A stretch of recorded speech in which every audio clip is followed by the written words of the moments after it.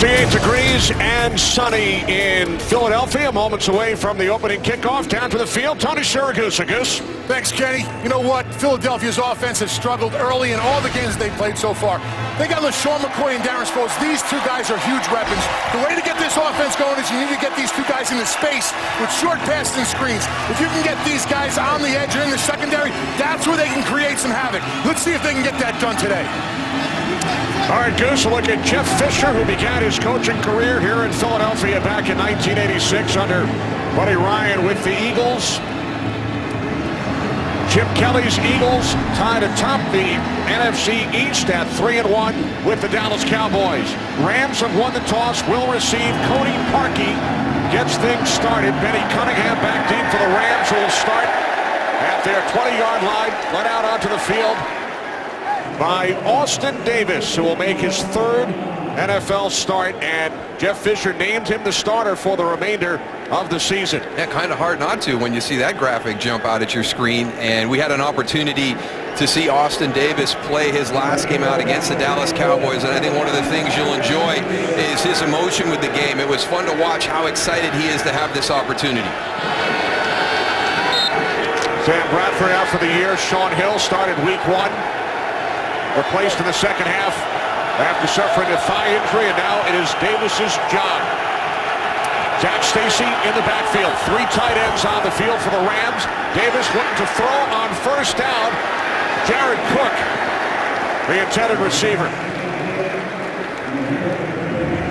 And we may see a little bit more of a bigger lineup for the St. Louis Rams today. They're going to lean on those tight ends, those big wide receivers. They think that that will simplify this Philadelphia defense. And I think right there, the one thing they don't want to do is come out and play really, really conservative. They've got to get Tavon Austin involved in this game, get some big plays down the field. Look for them to be a little bit more aggressive with Austin Davis at the start.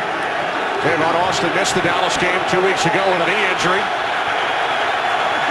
Again, 3 tight ends on 2nd and 10. Off the play action. Davis throws, and the pass is high.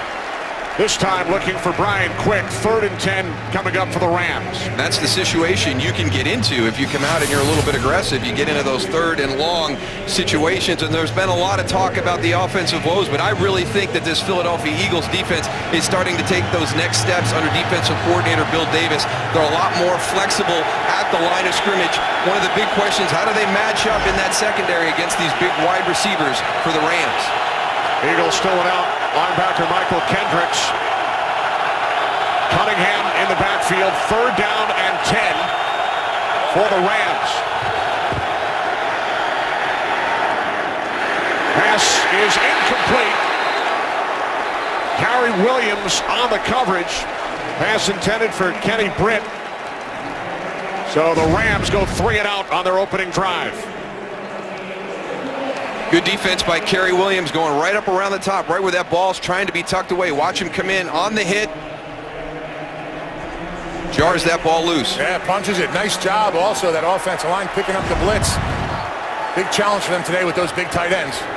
Johnny Hekker, his kick is blocked. Eagles have done it again. They scored a touchdown on a block punt last week in San Francisco. And for the 2nd time in 2 weeks, it is Chris Maragos on the return for the Eagles score. Just dominating on special teams. Well, you know, all week long that they were talking about what the Eagles special teams presents. They've had a great season so far up to this point. This is straight up the middle, shortest distance. Watch this. I mean, you got guys turn loose. James Casey is right to the punter. They're just attacking the center of that line. And the St. Louis Rams drop somebody in their protection scheme. So the Eagles, who scored all 3 of their touchdowns against the 49ers last Sunday on returns, do it again. Take an early 7-0 lead. The block by Casey, and the return for a touchdown by the ex-Seahawk, Maragos. Today's game is sponsored by Southwest Airlines. Without a heart, it's just a machine. We have played 23 seconds here in Philadelphia. Rams go 3 and out. Johnny Hekker has the punt block. Eagles 7-0. Well, you're going to have the guard blocked down. You're going to get 2 people turned loose. You put Chase Reynolds, your personal protector, in a tough spot. He's got 2 guys coming. He picks one to block. The other one blocks the kick. So obviously a confusion up front in the blocking scheme. First punt Hekker has had blocked in his 3-year career. Cunningham on the return. And he takes it out across the 25-yard line. So the Rams back on offense, trailing by 7. I just don't know how you allow that to happen on your first punt of the ball game when you saw them do that last week against San Francisco. So you see there, that's 4 consecutive touchdowns scored by returns, defense and special teams. Dave Phipp just doing a tremendous job with his special teams group. Yeah, choosing to go after him. Usually special teams coaches will want to return and get some good field position, then back up like that. Rams start from their 26-yard line. This is Trey Watts, who gains 4 out to the 30, the rookie out of Tulsa. So the first positive play for the Rams. Austin Davis 0 for 3 in the air on their opening drive. And they've got to have some more production in the running game. And what they're looking for is the big chunk runs. They just haven't been able to find those so far this season. You've got Zach Stacy and Benny Cunningham, kind of pounder guys. They've got to have Trey Watts, bring in Tavon Austin, manufacture some explosive runs for this offense. Zach Stacy checks back in. Harkey shifts to the backfield, and the play is blown dead. It's a false start. False start. Offense number 88. 5-yard penalty. Still second down. The tight end, Lance Kendricks. I mean, you couldn't have a worse start coming on the road, Tony. You come into Philadelphia. Hostile environment here. Off the bye. I mean, all the preparation, all the extra preparation that Jeff Fisher and his group have, and you come in and you've been very sloppy. Let the one thing that you looked at for the last 10 days, happen on the first series. Hey, this offense has been struggling for the Eagles, and they're getting a little spark now. Second down and 11 following the penalty as Davis dumps it off. And it's a first down for the Rams out to the 40-yard line. Zach Stacy. Well, this guy has just kind of burst onto the scene. Austin Davis, comes from the 4th quarterback during training camp, and here he is, your starter, late September, early October. And, you talk to Brian Schottenheimer, you talk to Jeff Fisher. Did you know what you had when you were in training camp? Did you see it in this guy? And they said, you know what? He did some good things, but we'd be lying to you if we thought that he was going to be able to perform at this level under such strange circumstances. Kendrick shifts. 1st and 10 from the 40-yard line, and Stacy is bottled up. Tackle made by Casey Matthews, in for the injured Michael Kendricks. Yeah, that's been a big loss. Michael Kendricks in that inside linebacker position, so we'll see Casey Matthews right there. That's a good job getting around the down block, getting up the field to make the tackle, and also Emmanuel Acho will be in there trying to fill that role of Michael Kendricks.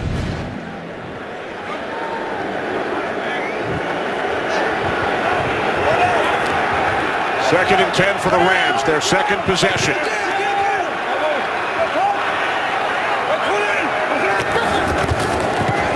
Davis in trouble, Matthews with the pressure, and the pass incomplete, intended for Cook. Now Austin Davis has got to buy a little bit of time because nobody blocks Casey Matthews right here coming off the edge. You got a release, tackle goes down, he's turned free to his quarterback.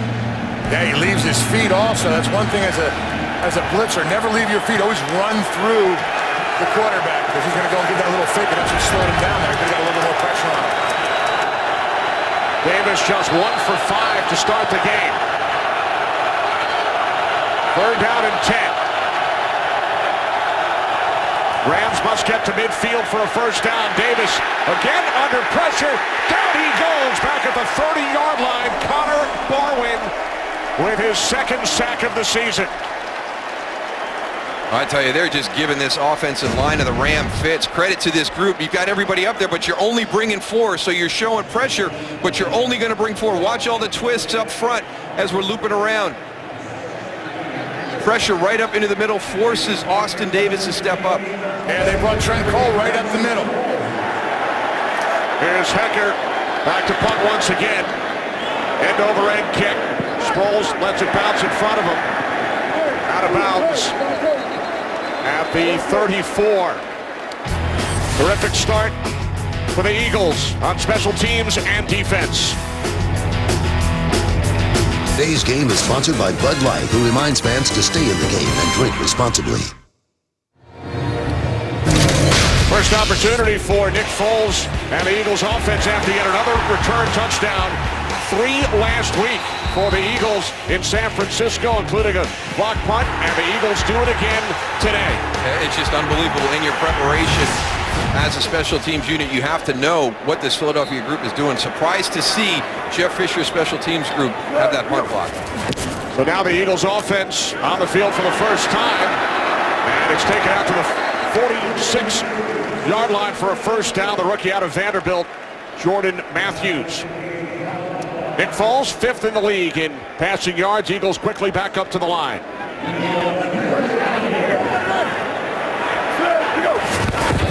First and 10 from the 45 as McCoy looks to bounce it to the outside. Then initially by Alec Ogletree, loss of 1 on the play. Well, there's been a lot of questions asked about this offense, but they've got Lane Johnson back. That kicks Todd Harriman's back to the right guard spot. So you've got 3 of 5. Last week, only 1 of the 5 guys was playing his position, but that has an impact into your skill group. So all the issues, I agree with Chip Kelly. They just got whooped up front. There weren't running lanes. There weren't the ability to hold the ball and throw. It is McCoy again on 2nd and 11. He gains 3 out to the 47. Rams ranked 12th defensively without Chris Long up front. Robert Quinn, 2nd in the league in sacks last year. Rams have only 1 sack in 3 games this season. Yeah, and that's surprising because this is a good front, and there was the potential maybe that they could do the same thing San Francisco did, but that was a unique group last week. We'll see how the Rams do against this offense. Foles on 3rd and 8, in trouble, stays on his feet, now fires downfield, and it's caught for a first down by the tight end, Zach Ertz. Takes it to the St. Louis 33-yard line. Ertz picks up 20. Wow, Nick Foles really took a chance on that one, Darryl. Yeah, but I want you to watch Zach Ertz, 86, as he clears here, working man-to-man. He's the one that's going to find his way to get open. He sees his quarterback in trouble, loses coverage right there, but a great job by Nick Foles hanging on and making a throw under duress. From the Rams 34, it's Darren Sproles to the outside. And Sproles picks up another Eagles first down to the St. Louis 23. And as Tony talked at the top, if you can get Darren Sproles and LaShawn McCoy onto the edge with space, they are both very, very dangerous. They can simply outrun some of your contain and force in the run game on the edges. Off the fake to Sproles. Catch is made by Brent Selleck. It's his first reception since week 1. And Selleck takes it down to the 15-yard line for a gain of 9.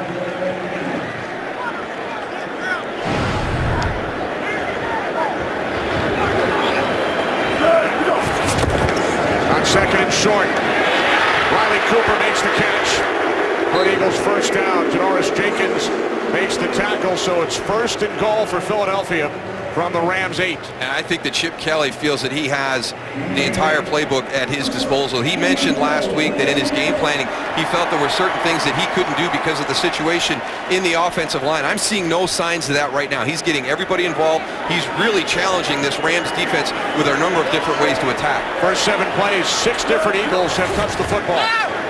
Foles pulls it in, now throws, and that pass intended for Ertz incomplete. 2nd and goal coming up. Zach Ertz coming out of the slot, number 86, working across under Brent Selleck, right through his hands. I love how the whole offensive line and everybody's looking over to the sideline for signals. You got about 5 or 6 guys on the sideline giving different signals, and that's the play calling that's going on.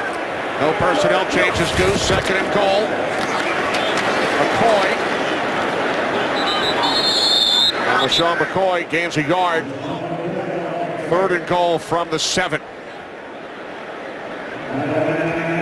It's one of the things you have to be able to do when you get into the red zone. You've got to be able to run the ball effectively. Everything tips to the defensive side because you have so much less area to cover. Jordan Matthews checks in. 10th play of the drive for the Eagles, who lead 7-0. 3 receivers to the right. 3rd and goal. Foles backpedaling and then throws it through the back of the end zone. So the Eagles will send out Cody Parkey in the field goal unit. But it was a good drive. They moved down the field. They were able to do a number of different things, get a lot of people involved in the game. Right here, you put the trips out to the right. You're going to try and sneak Zach Ertz out the backside, but St. Louis was not fooled. The rookie out of Auburn, Cody Parkey, 8 of 9 on the season. Donnie Jones will place it down. This will be a 26-yard attempt.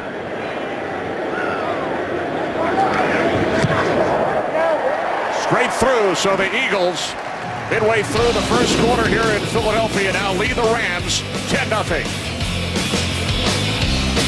Today's game on Fox is sponsored by Chevrolet. Find new roads. By Pizza Hut's Bacon and Cheese Stuffed Crust. And by Target. Expect more, pay less. Eagles out to a 10-0 lead here in Philadelphia. Just miles away from the Liberty Bell. 11 plays, 58 yards in 3 minutes, 50 seconds. That's a heck of a pace. Some people talk about maybe we made too much of the pace of the Eagles offense. You forget that it's a pretty great running game that you have to defend as well. But it was tough for us to keep up with them on that drive.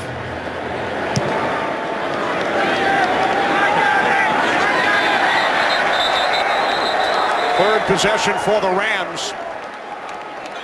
They will start from the 20. Austin Davis in his 3rd season out of Southern Miss, where he broke many of Brett Favre's career records, replaced Sean Hill in the second half, week 1. And it is now his job, named the starter for the rest of the season earlier this week by head coach Jeff Fisher. And I'm sure that was kind of a tough decision by offensive coordinator Brian Schottenheimer and Jeff Fisher of, hey, you know what, we have the confidence in Austin Davis now. We're not going to come out and be real conservative. We're going to come out, we want to be aggressive. We think that that's where we have some matchups, and hasn't worked in their favor on these first couple of drives. On first down, it's Stacy. Now Stacy puts up 3. Miko Ryans made the tackle.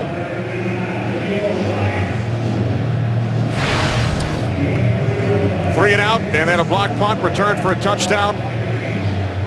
5 plays, 4 yards on the Rams' second drive. And 2 3rd and 10s that they had to face on those first opening 2 drives. That's not the situation that this offense wants to be in.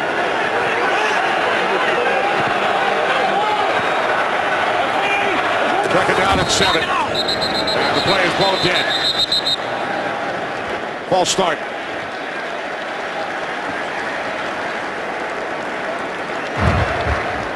False start. Offense, number 88. 5-yard penalty. Still second down. That's Kendricks again. Second time he's been flagged. Yeah, he's got to sit in there. I mean, that's nothing big. That's your linebacker coming in shooting the gap. You're on the outside. You're extended away from that. That should not impact Lance Kendricks at all.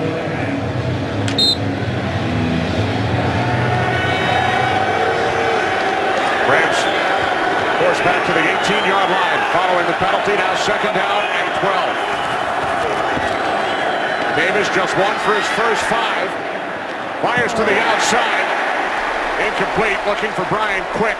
The ex-Ram, Bradley Fletcher, who spent the last 4 years in St. Louis, on the coverage. And watch the play on this. At the end, he's got an opportunity to make the catch. Watch Bradley Fletcher come in. Look at the hand placement on that. That is excellent finish, knocking that ball out of Brian Quick's hands.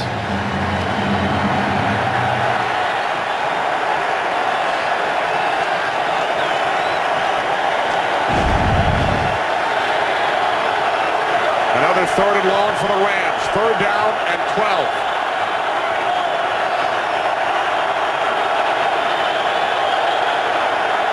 Three wide receivers. Rams must get to the 30. Davis under pressure, rolling right. Can't find anyone. Looks to slide for a first down, but he's short. Short by about 2 yards. That marks where your slide initiates, not where you end up on the slide. So he's going to be short right there. That's a young mistake. He should have went to the outside and got that first down. You got to know where that stake is.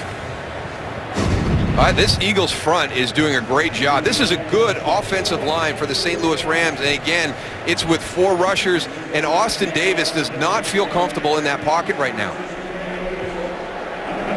The slide feet first, as Darryl said, it's way first. Made contact. From the 15, Darren Sproles. Up the middle, across the 30 to the 37. Big return by Sproles.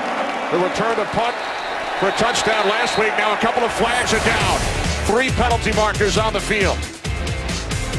Good defensive play moments ago by Fletcher.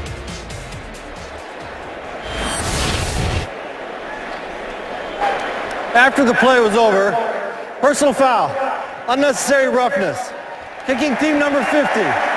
15-yard penalty from the end of the run. Philadelphia keeps the ball. First down.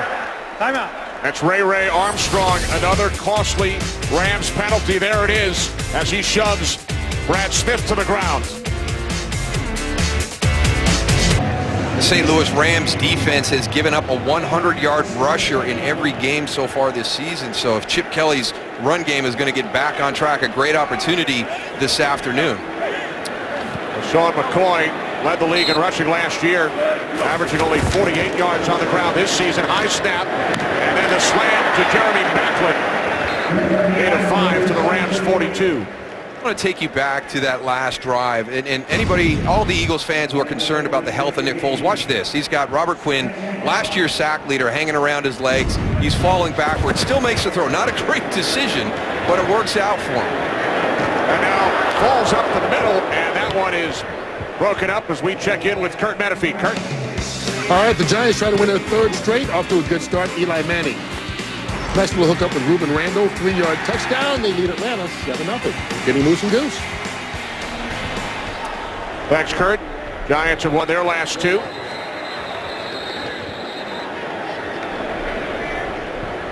Well, we showed you the replay of Nick Foles making a nice throw, but not a great decision to make that throw. He just did another one. He got away with that one. That one should have been intercepted by the St. Louis Rams. He's got to watch these late throws into the middle of the field. They're down and 4. Balls to the near side for a first down. It's LaShawn McCoy to the Rams 35. And I think that that's a matchup you're going to try and get back to, and Chip Kelly will go through these formations and personnel groups trying to find that matchup that he likes, and that was LaShawn McCoy versus James Laurinaitis, one-on-one. Here's set of downs for the Eagles. They empty the backfield. 1st and 10 from the Rams 35. Balls with time. It's Selleck, his 2nd catch today. And you brought up the issue of Foles' health, the left shoulder problems the last couple of weeks. We asked him on Friday. He said, I am healthy. Yeah, and you watch that Washington game. That's the one game where he got really roughed up during the course of that game. That was a very, very physical game on both sides of the ball. But he assured us that he feels great, and I think that throw with Robert Quinn hanging on him proves that. Wholesale changes on the D-line for the Rams. Foles on 2nd and 8. It's Matthews. The Rams 30, gain of 3. LaMarcus Joyner made the tackle, so the Eagles now face a 3rd down and 5. Impressed with how he handles this offense. You've got a shotgun snap that you have to locate. You're doing a play fake. You're riding the running back on your play action fake, and then your eyes have to be back down the field to find the receiver. Impressed with his ability to get his eyes in the right location. Everything's fast in his offense. Eagles must get to the 25 for a first down. As that one finally comes down, there is a flag. 2 flags on the rainbow throw from Foles intended for Zach Ertz. Well, a lot of pressure right here too, Darryl. Yeah, but Nick Foles, he's getting away with some of these right now, Tony, but he can't rely on this. Again, going backwards, hopping backwards off his feet, floating the ball, and Pass this is just played. Defense number 25. Spot foul. Automatic first down. It's played poorly by T.J. McDonald in that situation. He can see that Zach Ertz is adjusting to the throw. He's got to get his eyes back around and locate that ball and not lean on the receiver. Yeah, that's 3 throws right now from Nick Foles that I feel he shouldn't have made. See what happens here if the Rams won't capitalize on it. Another bad one by him. Now Foles rolling right. And he throws it away looking for Macklin.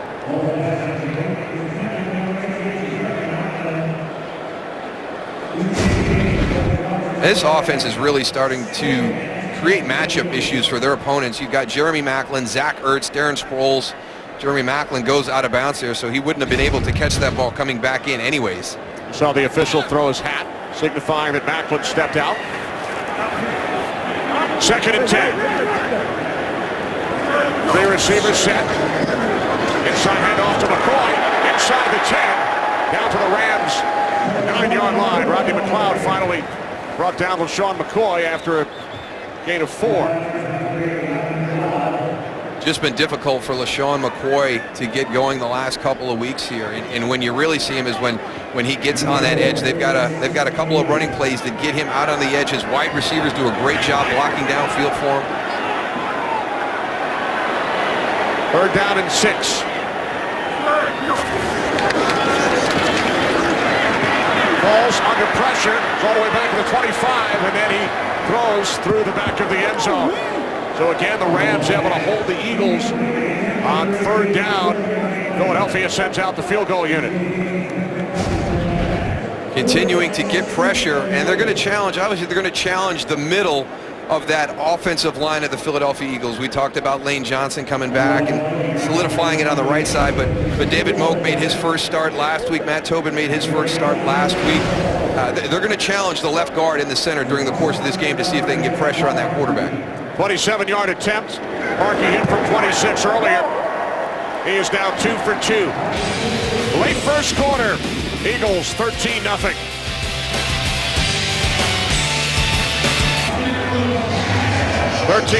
Eagles. A block punt for a touchdown in the opening minute of the game. Couple of field goals. 9 plays, 38 yards. Big pass interference call. But the last 2 Eagle drives, they have been inside the 10 and held to 3. Well, it's the breakdown in that running game.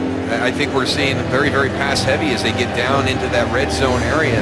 And you've got to be able to get LaShawn McCoy and Darren Sproles onto the edges. More success in the run game at that part of the field. Benny Cunningham on the return for the Rams. Cunningham out to the 24-yard line. Brandon Graham the tackle. So Austin Davis leads the Rams offense back out. Davis just 1 for 6. Rams have picked up only 1 first down on their first 3 possessions. That's hard to. They've had 3 3rd and 10 or 3rd and 10 plus. So Penalties have hurt them too. 4 Rams penalties, Goose, including 2 on the tight end Kendricks.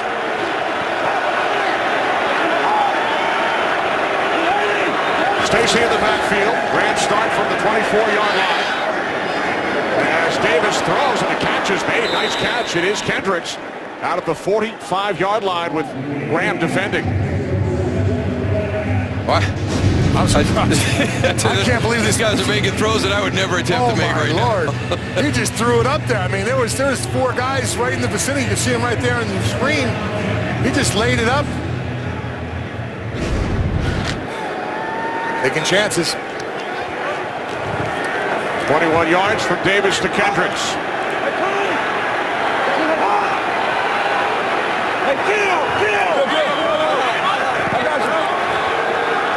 One pocket 2.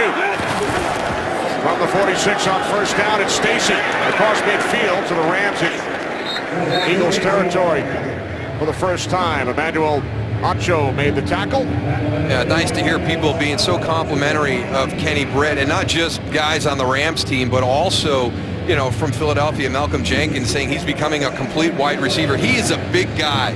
I mean, you're talking a wide receiver that is 6'3", 220 plus, and on that play, he motions in on the audible and seals the backside in the running game. Spent 5 years in Tennessee, including 3 playing for Jeff Fisher as a member of the Titans. Stacy has another first down. Hard to bring him down. And finally, Gary Williams makes the tackle. Gary Williams was wondering where the rest of the team was. He was trying to hold it up. I tell you what, Goose, I saw Zach Stacy pregame in shorts and a t-shirt, loosening up and warming up. I would not want to have to tackle that guy. No, I mean, I wouldn't even want to tackle him when he didn't have his pads on. His legs are gigantic, his thighs, how he drives. Look how he's protecting the ball right there, too. That's the sign of a great runner. Just missed rushing for 1,000 yards as a rookie last season. Now Trey Watts replaces Stacy in the backfield. From the Eagles 35, this is Watts. Trying to cut it back inside. And leans forward, gains a couple. That's a good job by the Eagles defense, getting all their gaps filled, because Trey Watts is going to be the guy that you bring in and you try and slip him in between Zach Stacy and Benny Cunningham, because those are two physical runners. This is your home run hitter. This is the explosive play you're trying to create in the running game. So good recognition by the Eagles defense of who was going to be the ball carrier.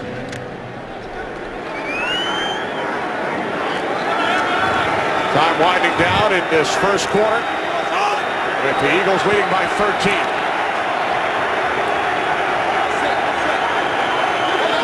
Markey shifts, second down and 8. Off the fake to Stacy. Davis hitting Zach Stacy, but Brandon Graham is right there to make the tackle, and that takes us to the end of the first quarter in Philadelphia.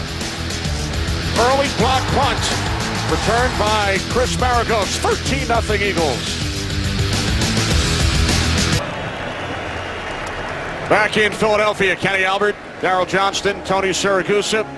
We start the second quarter with the Eagles leading 13-0. They get yet another touchdown from their special teams. And the Eagles capitalizing on mistakes by the St. Louis Rams. The block punt for the touchdown. The Rams sloppy with their penalties.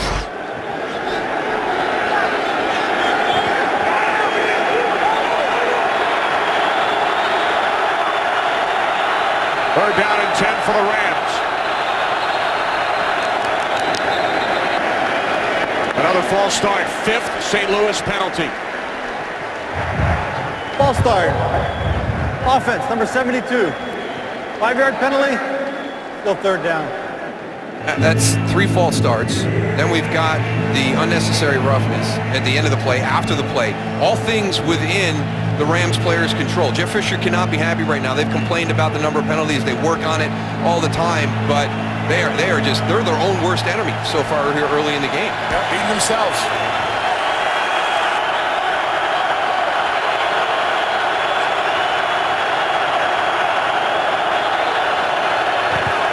Third down and 15. Davis lost one up for Jared Cook, and Cook makes what to make the catch, but it is ruled incomplete. Unable to complete the process of the catch after Austin Davis, with pressure in his face, makes another great throw. I mean, both of these young quarterbacks have people all around him. Let's see at the end.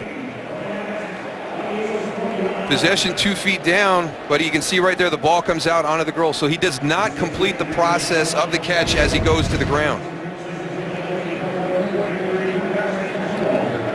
Johnny Hekker to punt for the 4th time.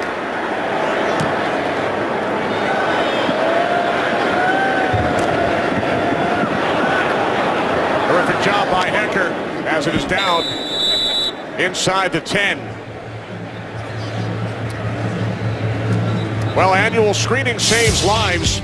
Help finish the fight against breast cancer by visiting NFL.com/pink to celebrate the NFL and American Cancer Society's first ever A Crucial Catch Day on October 25th. The Eagles once again partnering with Thomas Jefferson University Hospitals on their Tackling Breast Cancer campaign, selling Pink Eagles hats to fans and creating awareness around the initiative. Eagles ownership has raised more than $1 million for breast cancer care and research.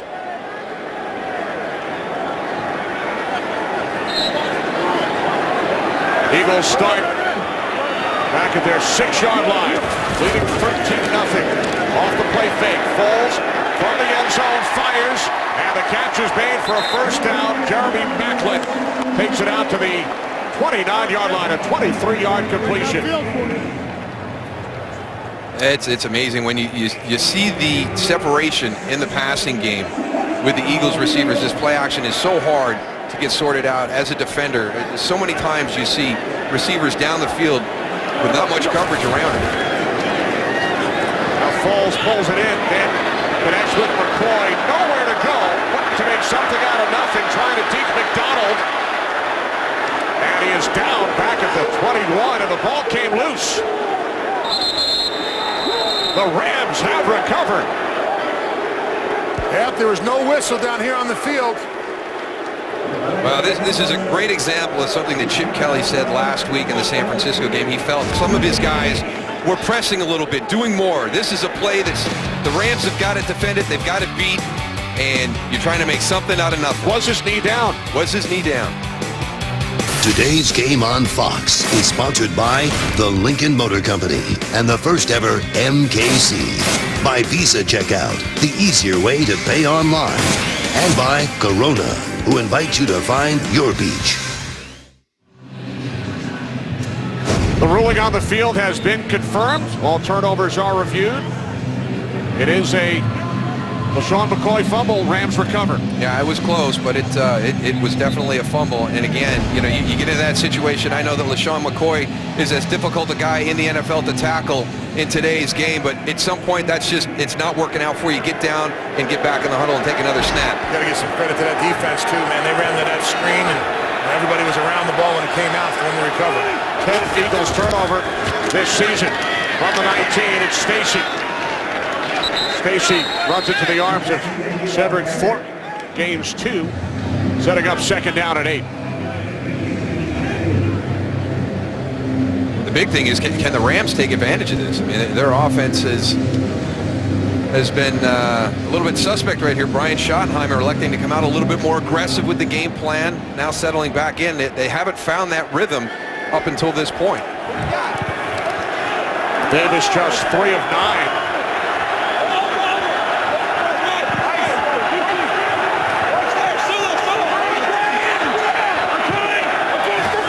Second down and 8. Davis now 3 of 10. I don't know, Darryl. Looks to me, Tavon Austin, he's rushing things a little bit. He feels the pressure from his right side, and he just makes a bad throw. He had a little bit more time to go and look down the field. Austin Davis. Austin Davis, Yeah, I'm sorry. got a lot of Austins out there.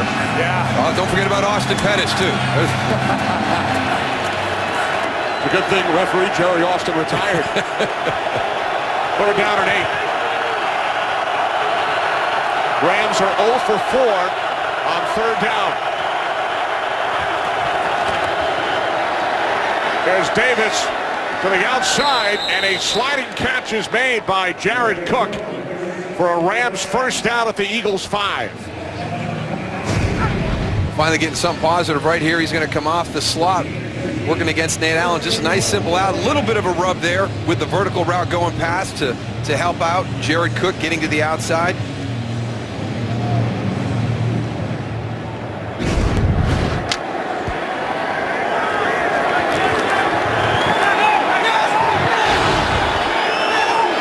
Rams 3 red zone touchdowns, only 4 offensive touchdowns all season. First to goal from the 5, it's Stacy, and again Thornton right there to make the tackle.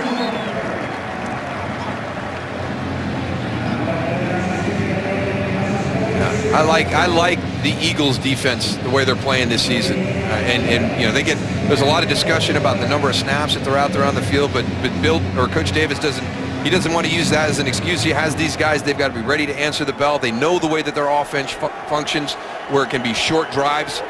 Well, they go against their offense every day with such speed. They got to make decisions so fast. When they get a Rams offense like this that huddles up, it's like slow motion for them. And Bill Davis says that's been a huge help to his defense. Off the fake to Tavon Austin. Austin Davis throws, and the pass is batted down by Connor Barwin. Just seems that we have a free defender to the quarterback on a lot of these plays. You're trying to lure Connor Barwin down inside on this play. He doesn't chase it. He's not fooled. He does his job. He gets upfield with contain, elevates, and knocks the ball down. That's played very well.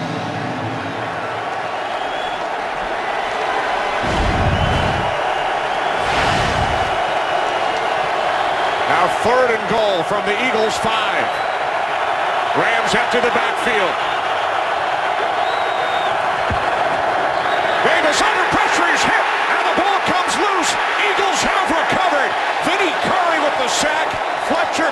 Davis, the recovery. And Davis is slow to get up. Coming off the outside again. Another free defender right to the quarterback.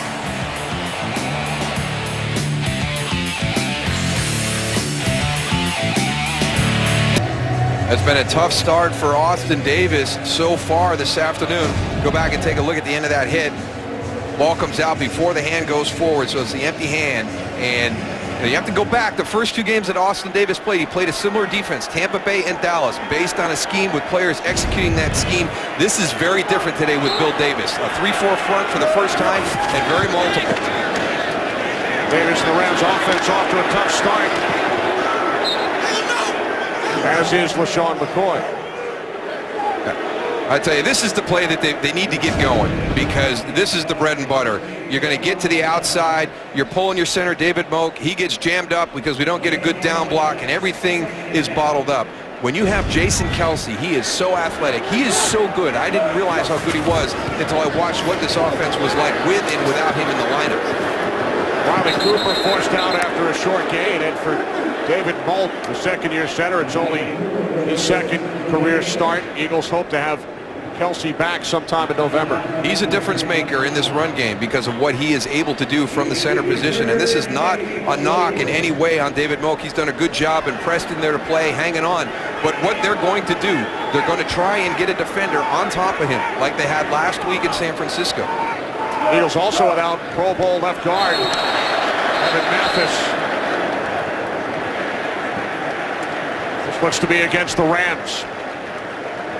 Neutral zone infraction. Defense number 94. 5-yard penalty. Still third down. Robert Quinn. 5-yard penalty, now third down and 3 for the Rams. It is their 6th penalty today. Over the first 19 and a half minutes.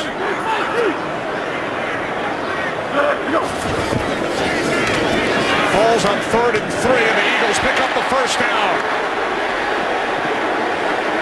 Taken out to the 39-yard line by Jordan Matthews, gain of 12.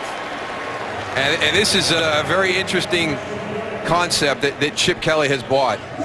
You bring in a guy, Jordan Matthews, big guy, big receiver, and you're going to play him in the slot because normally you're going to draw that smaller nickelback. You can see the physicality at the end of that run with the size differential with Jordan Matthews. Now Foles firing downfield, and it is picked off. E.J. Gaines, the rookie out of Missouri, with his first NFL interception. Gaines the pick. Jeremy Maclin shaken up. Today's game is sponsored by The Judge from Warner Brothers Pictures in theaters October 10th. Second consecutive Eagles turnover, first career pick for E.J. Gaines. Well, gambling down the field deep, several times today. Nick Foles finally has the interception by E.J. Gaines, and you can see as E.J. Gaines lands right on top of Jeremy Maclin, he was slow getting off the field. Both Missouri natives, both attended the University of Missouri, Maclin and Gaines. Rams start from the 16. Davis hit as he throws, and the pass incomplete. The rookie out of Wisconsin, Bo Allen, with the pressure. This kid, Bo Allen's the real deal. Look at him on the nose. He can do it all. He plays the run really smart and converts to the pass. Nice little swim to his left-hand side. He does a great job with his leverage and getting upfield to put the pressure on. And you know what? He's a big factor because even when he's not hitting the quarterback or getting the pressure, he's squeezing the middle of the pocket and making it easier for the guys in the other team, when the quarterback can't step up, to go and get some sacks and pressure. 7th round draft pick, Goose. Now 2nd and 10.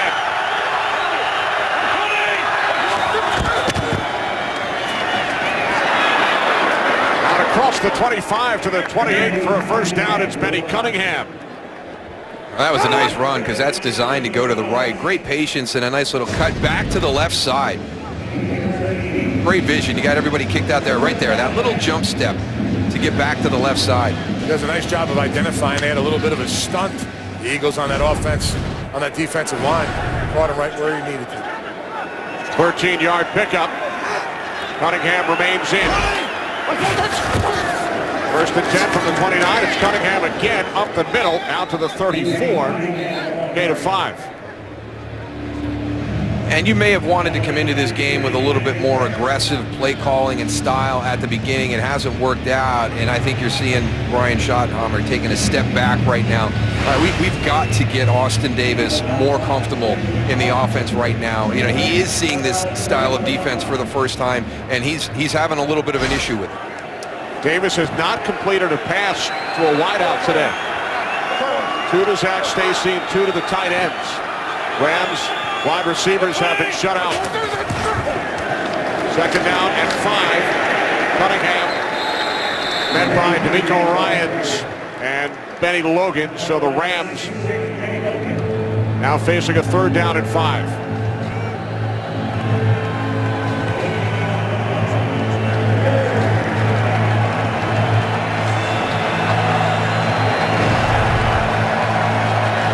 Rams just 1 for 6 on 3rd down today.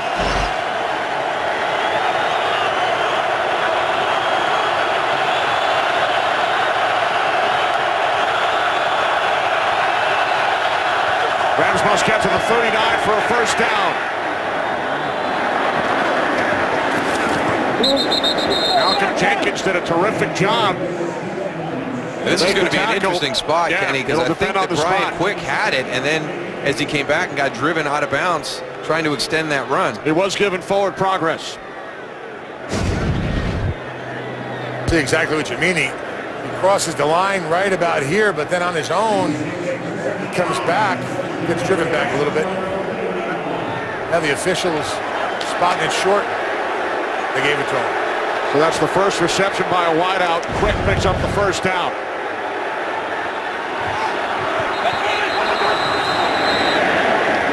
And now with the play clock winding down, the Rams use their first timeout.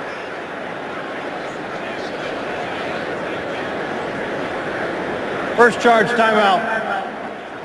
St. Louis. Jared Cook just went crazy there for a minute. I thought they were calling offsides. He's an emotional player. We saw it in the Dallas game as well. When he shoved his quarterback, Austin Davis apologized after the game. Looked like a defensive player there. You know, you have those special plays, and you wonder if maybe that was his opportunity, but let's go back a couple of weeks. He's got a chance for a touchdown, and it slips through his fingers, and immediately after that, over on the sideline, Austin Davis comes up to extend a hand, and Jared Cook not happy with that. Now, he stood up in front of the team on Monday and apologized for his behavior, said that's unacceptable. I was the one who didn't make the play. I shouldn't take out my frustration on my teammates. So he handled it the right way afterwards. Following the timeout, 1st and 10 from the 40-yard line. Off the fake to Stacy. Davis throws, and it's Cook who makes the catch. Across midfield into Eagles territory as Cook gains 14. Well, we talk about matchups, and I think that this is why they want to go with their big tight ends. I think they like them. They're very athletic, and whether you're catching, you know, DeMeco Ryans on the inside, we've seen Brandon Graham in coverage on the big tight ends down the field. He's a converted college defensive end, making that adjustment to outside linebacker in the 3-4. So I think the matchups that the Rams like are their athletic tight ends against these big linebackers on the outside for the Eagles. 2 tight ends in. And now some trickery from the Rams offense. It is Quick, and there is a flag. Linebacker Manuel Acho is Holding. down. Offense number 69. 10-yard penalty. Repeat 1st down. That's Gavin Joseph, the right guard. The 7th Rams penalty as the Eagles medical staff tends to Emmanuel Acho. There's Emmanuel Acho. He and Casey Matthews have been splitting time filling in for the injured Michael Kendricks. Yeah, it just lands real awkwardly. Watch for 51 shooting through, try to chop those legs out. He lands on top of the arm, and we don't know if it's the right arm that's bothering him. It could be his ribs, too, because he was trying to get his breath on the sideline.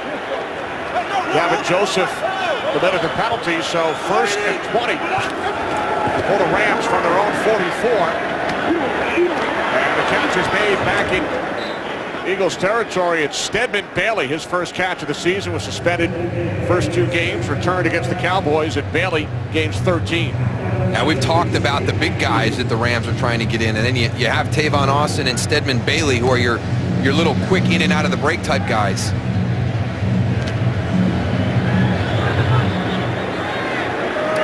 Both in the game now for the Rams. Austin in the slot. Bailey split wide right. Second down and 7. Davis fires downfield, and there's one of those big targets. It's Kenny Britt going up against his former Titans teammate, Gary Williams. And it's such an advantage for the receiver here. Kerry Williams has got to read Kenny Britt, and when he looks, he's got to look. He never gets his head around. Kenny Britt is already adjusting to the ball, and Kerry Williams never gets his head around the entire time in coverage on this route. That's that back shoulder throw, too.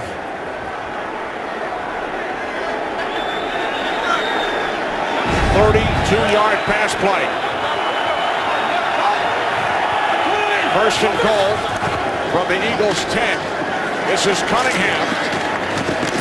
And Cunningham takes it down to the 9. Matthews made the tackle.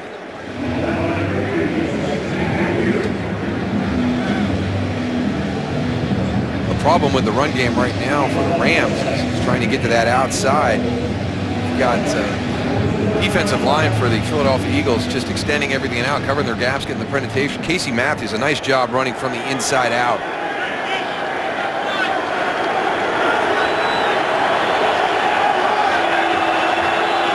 Rams enter the backfield, second and goal. Davis, quick release. This is Trey Watts, and he's brought down at the 8.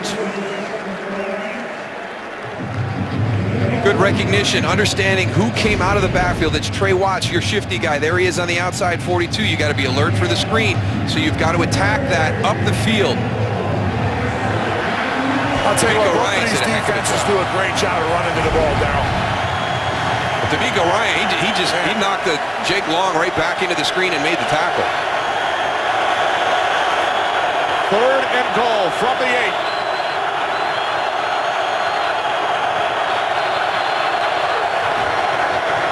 Davis working end zone, now spins back at the 25-yard line. He throws to the end zone, touchdown!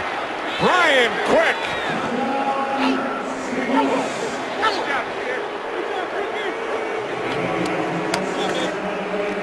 That's a gutsy play by Austin Davis. I mean, he's just giving ground. Let's watch Brian Quick through this whole route, because he pressed near the back of the end zone. Let's check his feet. Looks like everything's good. You had the official right there, the back judge standing right on that. Get your head around, find your quarterback, see that he's on the move, and work back towards him. I was back there, too. I saw it. Was he in, Goose? Yeah, he was in. He was in. Second touchdown of the season for Quick. Greg Zuerlein adds the extra point. The Rams capitalize following the E.J. Gaines interception. Pulled to within 6. 11 plays, 84 yards. Rams pulled to within 6. Well, we talked about how important the running game is for the Philadelphia Eagles. It's going to be important for them to respond. I talked about Jason Kelce. I want you to watch him. 62 the center. This is one of the most difficult blocks in football, wrapping around and getting the seal. And I have not seen an offensive lineman do it better. It was hard for me coming from the backfield with depth, and he's doing it from the line of scrimmage, wrapping around. Watch this one right here. I mean, that is tremendous. So we talked about Lane Johnson coming back today, but really for this Eagles offense to really start to hit their stride in the running game, you know, they've got to get Jason Kelce back. He's a unique guy, and this is not a knock on David Moe. This is not a knock. It's just that Jason Kelce, I did not realize how good he was until you really start to watch the difference he makes when he is in and out of that lineup.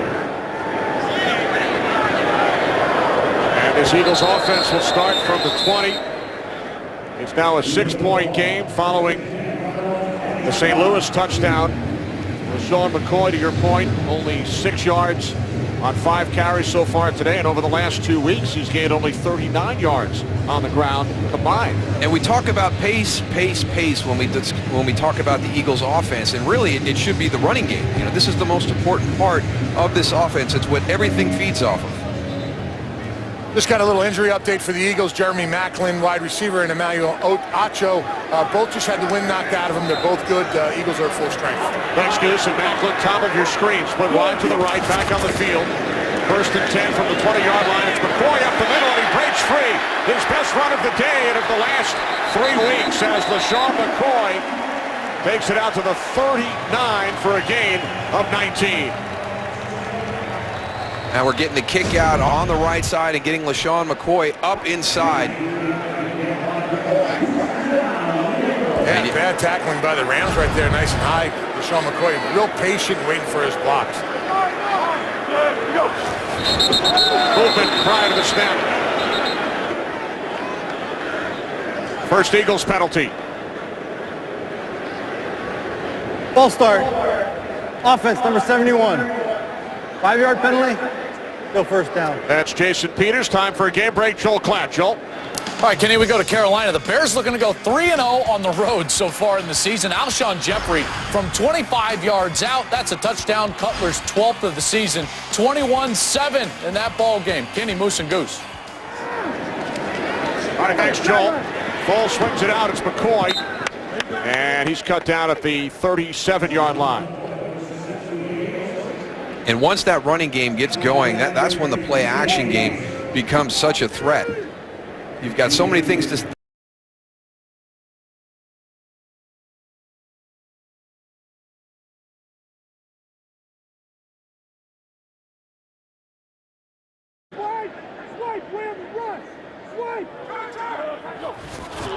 second and 13.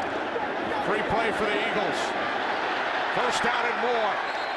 Jeremy Maclin across midfield to the Rams. 45-yard line. He picks up 19. You just got to be smart. You get an opportunity to come on the blitz, but you watch LaMarcus Joyner right here. Defense number 20. Penalties decline. Result of the play. First down. Nice job by the Eagles, though, running the play, knowing that it's a free play, trying to get as much yardage as possible.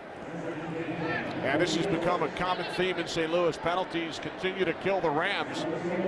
They've committed 7. That would have been the 8th penalty decline because Maclin picked up the first. From the St. Louis 45, quick release, and this is Josh Huff, the rookie out of Oregon, 3rd-round pick, playing in his first game today. It's his first reception. Played for Chip Kelly in college, thought he was ready to go a couple of weeks back. Chip Kelly said no. Jason Peters now hobbling back to the line. And he'll be helped out by the 2-minute warning. The Eagles' 6-time Pro Bowl left tackle shaken up on the last play. 2 minutes remaining. First half, Eagles by 6. Follow your favorite team all season long. Go to itunes.com/NFL. Eagles lead 13-7. Philadelphia offense without a touchdown last Sunday. Held to 2 field goals today. Eagles with 4 return scores the last 2 weeks. They've also turned the ball over twice in the first half today. LeSean McCoy to the Rams. 34, Robert Quinn made the tackle. McCoy gains 7 and an Eagles first down. A couple of nice runs on this drive by LeSean McCoy. Going to that right side behind Harrimans and Johnson. McCoy with that 19-yard run earlier this drive. Averaging 4.5 per carry. Eagles have all 3 timeouts. Cooper in motion from the 34. Penalty flag. Foles under pressure, throws it away. I think Riley Cooper went downfield too soon.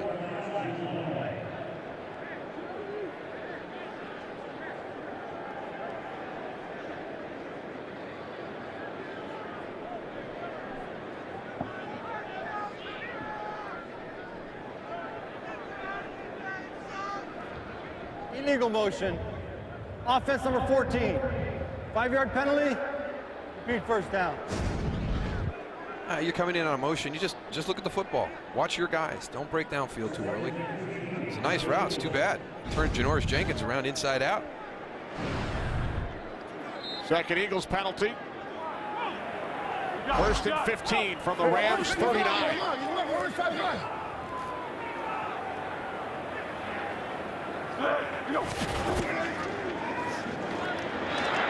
Foles looking for Ertz.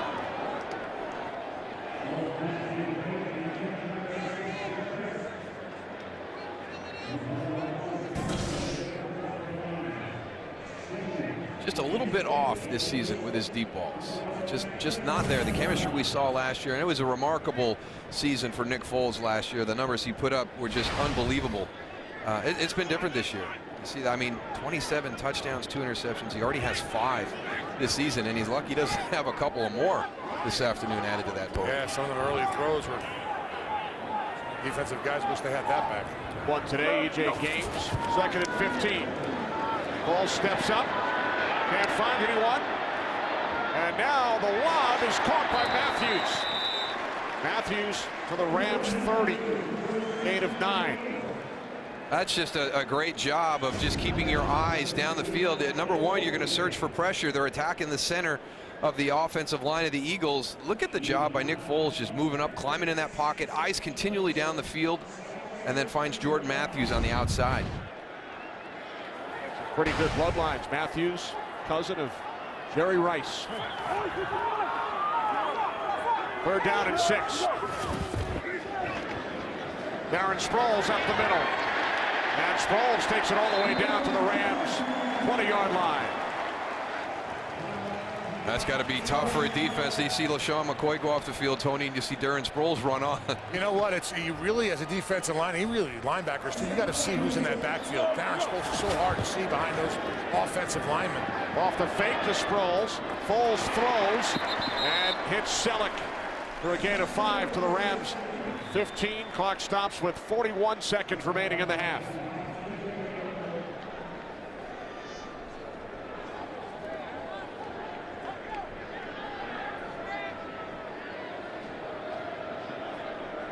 McCoy in the backfield. 3 receivers to the right. Second down and 5. Foles sets and now throws. Catch is made and taken down to the 8-yard line by McCoy. And the Eagles will use their first timeout. McCoy picks up 7. Here's a preview of what's coming up on the Visa Halftime Report. Kurt? All right, coming up on the Visa Halftime, we'll check in on the Battle of Texas down in Dallas. The Steelers look to rebound against the winless Jags, and the Ravens try to make it 4 in a row as they face the Colts. All that and more when we get back to work on the Visa Halftime. All right, we look forward to it, Kurt. Here in Philadelphia, 13-7 lead for the Eagles. Now they've been inside the Rams 10 twice today. Both times held to a field goal. And have gotten to this point of the field and really leaned heavily on the pass once they've gotten here. So this has been the one drive where they've had production with LaShawn McCoy and the running game. Also Darren Sproles. So do they lean a little bit more on the run this time? This will be the 11th play of the drive. Eagles have 2 timeouts. They haven't yet chewed up 3 minutes on this drive. First and goal from the 9. 3 receivers to the right. Foles looking for Cooper in the end zone. He goes up and makes the catch for an Eagles touchdown.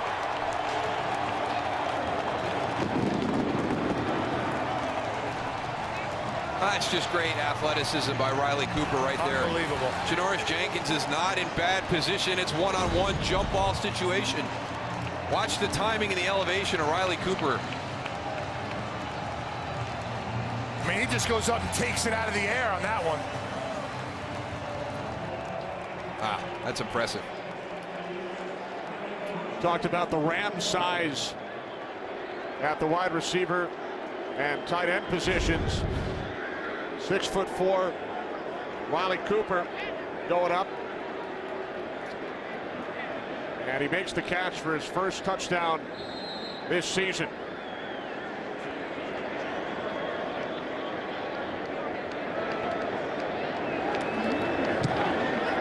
Parkey adds the extra point. The Eagles lead is 13 as Chip Kelly's offense drives 11 plays, 80 yards, And for the first time in the red zone today in 3 tries, they reached the end zone. Yeah, and I think this is going to be a huge confidence boost for the Eagles going in at halftime. We talked about their struggles in the run game through last week and then into the first half here. That was the one drive where LaShawn McCoy had a couple of nice runs, Darren Sproles, and then you get into the red zone and you finish the drive. This is their first touchdown in quite a while, so that's huge confidence for this Eagles team going in. And we'll have to see, what this Ram team does. I think that when they came out, and Austin Davis, we talked about the great week of preparation he had, but I think this defense that the Eagles play, the 34 style, which is somebody on the nose. He's played against 4-man fronts, which are even fronts with the center uncovered. Very similar styles in Dallas and Tampa Bay. I think that this bothered them a little bit, and I think their game plan at the beginning to be aggressive maybe didn't pan out, so we'll see what their adjustment is as we get into halftime. Yeah, you know what, Daryl? I just thought that the Rams, when we spoke to them and they said that they were going to come out and try and stretch the field and make the pass open up for the run, I really didn't agree. I think this is a ground and pound kind of a team. And, if they can get that run going a little bit, it's going to open up down the field for them. And we'll see what happens. I'll talk to Fish going in, and we'll see what happens here in the second half. Cunningham on the return for the Rams. And he is stopped shy of the 20-yard line by Brian Brayman. So Austin Davis leads the St. Louis offense back onto the field with 2 timeouts, 25 seconds remaining after the Eagles offense scored their first touchdown the last 6 quarters. Yeah, 2-minute drill for the Eagles. That's just commonplace, right? We do that all That's game. every drive. 2 minutes to go in the half. What does that mean? Well, when you average a minute 57 per drive, you're right. Every drive's a 2-minute drill. It's unbelievable. 11 plays, 80 yards, under 3 minutes. Stacy out to the 25 as the Rams will let the clock wind down. The Eagles will get the ball first in the second half. And then you got to put a lot of pressure on your defense. Jeff Fisher's got to challenge his defense to come out and have a 3-and-out. That was a great drive by the Eagles for points at the end. So that's going to be a critical drive for the St. Louis Rams defense to start that second half. So the Eagles blocked a punt in the first minute, took it into the end zone. Now lead the Rams by 13. To Los Angeles we go for the Visa halftime report. Kurt, take it away. And for the second half in Philadelphia, Eagles with a 20-7 lead on the Rams. Today's excitement is brought to you by Nissan. Nick Foles, 19 of 26, 144 yards, 1 touchdown, 1 pick. And the Eagles got started early with a touchdown on special teams on a blocked punt, 2 field goals. They turned it over twice early in the second quarter, but then Foles found Riley Cooper in the end zone. Yeah, they've got to take advantage of what their special teams provided them in their first quarter there with the block punt for a touchdown. They finally kind of hit a stride and some rhythm there on that last drive at the end of the first half. You got some nice runs to LaShawn McCoy, Darren Sproles. Let's see what happens. This is a very important drive for both sides. Nick Foles has got to bring this group out. They've got to start playing better. You look at the Rams, what happened there? They come out, they're going to be aggressive at the start, but they're playing against a different style of defense, and Austin Davis never really looked comfortable that whole first half. They were able to get some late points as well, but several times we had free blitzers right into the face of the quarterback, so I think they struggled a little bit there. They got away from what they do well, and I think how they wanted to match up today against the Philadelphia Eagles. They started to lean a little bit on their tight ends, get back to that running game, so we'll have to see what happens. So Jeff Fisher's squad trails by 13. Goose? Hey, had a chance to talk to Jeff Fisher. He said, listen, we're beating ourselves. Obviously, we talked about it with the penalties. He said, listen, in the second half, we got to establish the run. We got to go and get a better pass rush. We're getting to the quarterback, but we got to get him down on the ground. And he said, Goose, it's so obvious. Balls are up there. We need to make plays on the ball when they're up in the air. We have to go up and get it and be more aggressive. Chip Kelly, one thing he really passed on to me is they want to get Darren Sproles more involved in the second half, whether it's pass or run. Him and Shady McCoy, they want to get both of these guys involved. But he said, listen, we have to go and stick with the run, and we got to make some big plays. This first drive coming back is going to be huge for us. Rescue Sproles only 2 touches on offense in the first half. Eagles outgained the Rams 196-168. Eagles with that early touchdown on the block punt for the second straight week.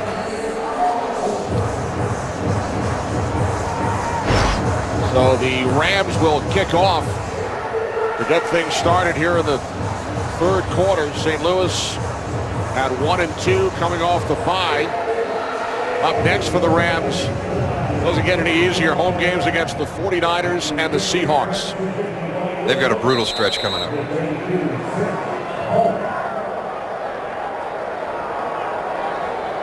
Zuerlein tees it up. Rams trailing by 13 here in Philadelphia. Second half is underway. So Nick Foles and the Eagles will start from the 20-yard line. Eagles got the running game going in the second quarter. McCoy with a 19-yard run. He has 32 yards in all on 7 carries. Goose mentioned Darren Sproles. Sproles with 2 carries, 20 yards. McCoy also turned the ball over once.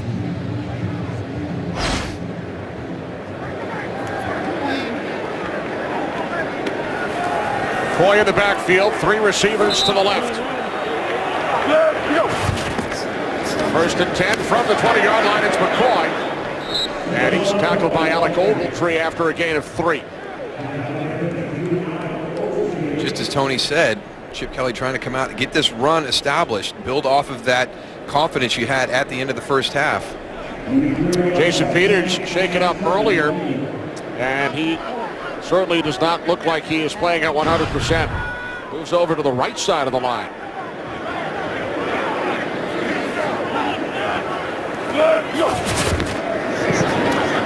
Foles to Macklin. And Macklin brought down by E.J. Gaines. So the Eagles now facing a 3rd down and 1.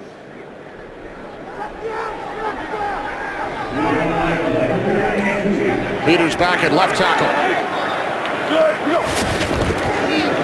On 3rd and 1, it's McCoy. And he picks up the first.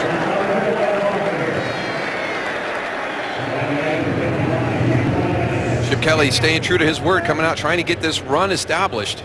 We talked about the pressure that Austin Davis was under. Nick Foles was under pressure too. This front can get after the quarterback, come out and challenge him. This is the weakness that they've had through the first 3 weeks of the season, is stopping the run. Their first 3 games. First and 10 is McCoy, and he's bottled up, hit for a loss. On this particular play, there's nowhere to go. They're bringing a little bit of a run blitz. See the linebacker coming up on the line of scrimmage, playing over the top. Shady McCoy back there, but sometimes there's just nowhere to go. Loss of 3, 2nd down and 13. Eagles keep it on the ground. McCoy stays on his feet and takes it out to the 39-yard line. Oh, this is all LeSean McCoy, because watch the defenders for the Rams. William Hayes, Kendall Langford, they've got him bottled up right there, but neither one of them can get to him. Good job staying on the blocks by David Moak and Lane Johnson, and then just turn it over to LeSean McCoy. Gain of 10, 3rd down and 3. Foles over the middle, and that pass is broken up. Good play by Rodney McLeod, knocking it away from Jordan Matthews, so the Eagles will punt for the first time in this game. We've talked about how good the Eagles special teams have performed, but this is a phase of the game that Jeff Fisher really enjoys. So the Eagles better be prepared to see some different things too in their punt protection. It's the former St. Louis Ram, Donnie Jones, his first punt, taken at the 18-yard line by Tavon Austin. There is a flag, 2 penalty markers. I just don't understand how you can run all the way down the field. No, you're not in the position to throw the block, and throw the block in the back right in front of the referees. He wasn't going to see that. It's unbelievable. I mean, we see it like once a week. It's crazy. I mean, Chase Reynolds, he got outrun. You know, it's a good job by the Eagles coverage team. So you've got to let him go. You can't block him in the back. Return. Illegal block in the back. Receiving team number 34. 10-yard penalty for the spot of the foul. St. Louis keeps the ball. First down. So this will force the Rams back. Their opening possession of the second half. Today's Game on Fox is sponsored by Southwest Airlines. Not a heart, it's just a machine. By Ram Trucks. Guts, glory, Ram. By KFC, the world's best chicken. How do you KFC? And by DirecTV. If you call yourself a sports fan, you gotta get DirecTV. Downtown Philadelphia, Eagles leading the Rams 20-7 early third quarter. Kenny Albert, Darryl Johnston, Tony Siragusa. It's the worst starting field position today for St. Louis following the penalty on the return. From the 11-yard line on first down, Davis loses the football, and it is taken in for a touchdown. Cedric Thornton. The Eagles have yet another touchdown on a return. Their fifth in the last 2 weeks. I think Jake Long got beat inside, gave up the sack, then had an opportunity to recover the ball and didn't get it done. Yep. Trent Cole coming from the outside, knocks it loose. Jake Long's got an opportunity to get it right there.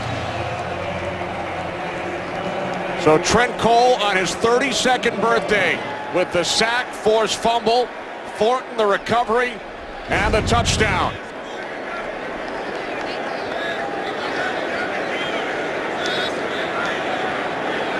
The 7th return touchdown for the Eagles this season. Every scored play is reviewed. It's the double review, turnover and Right. So will Bill Vinovich take 2 looks at it?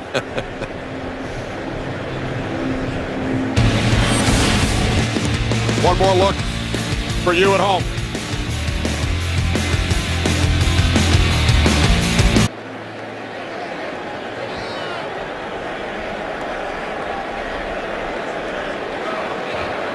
After reviewing the play, the ruling on the field is confirmed. Touchdown.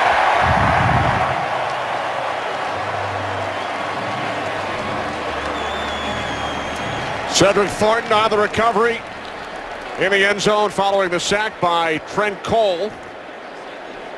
So the Eagles with yet another touchdown from their defense. They scored a special teams touchdown earlier. And now it is Parkey for the extra point.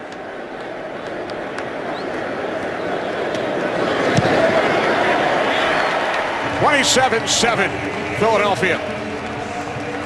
Well, it's amazing to me that you can have this happen to you at the start of the half. Your defense comes out, gets a stop, gives the ball back. Jake Long gets beat to the inside.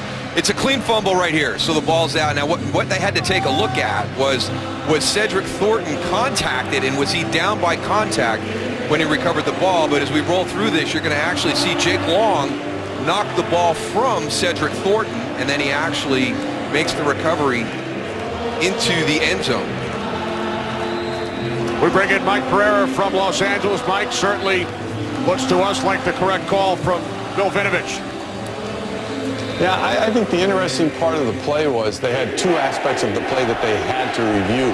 So that's why it takes a little bit longer. They had to review the fumble just to make sure, and it was an empty hand. And then they had to look at this to see if he had gotten possession, Thornton had, and then was touched before the ball had broken the plane. But Darryl, you were on it all the way. He never got possession. The ball went forward into the end zone, and then he recovered. So they were able to confirm the 2 aspects for a touchdown. All right, thanks very much, Mike. So the Rams, on their opening possession in each half, allow a touchdown.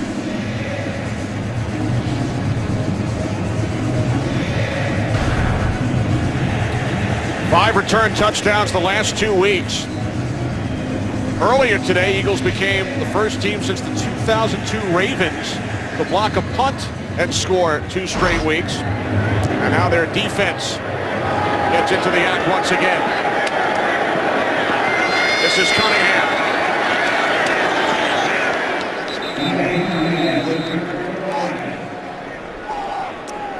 And what a luxury for the Eagles as they're trying to work through their offensive issues to have the defense and the special teams contributing the way they are right now. I'm very interested to see how Austin Davis responds here. You know, we talked at the top when Jeff Fisher makes the decision to go with Austin Davis for the remainder of the year and says, don't look over your shoulder.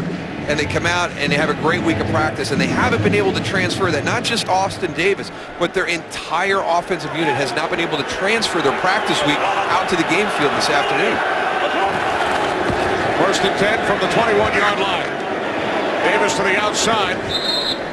And the catch is made by Kenny Britt out to the 27. Davis starting for the first time since he was announced as the starter for the remainder of the season. Yeah, and you know what? I thought it was handled well by Jeff Fisher throughout the whole process. You know, you want to make sure that you're going to make the right decision. So you're saying, you know, it's Sean Hill's job until, you know, he gets back, and then you're going through it. And a lot of the people in St. Louis got frustrated, but you make the one decision. You're not going back and forth during the course of the year.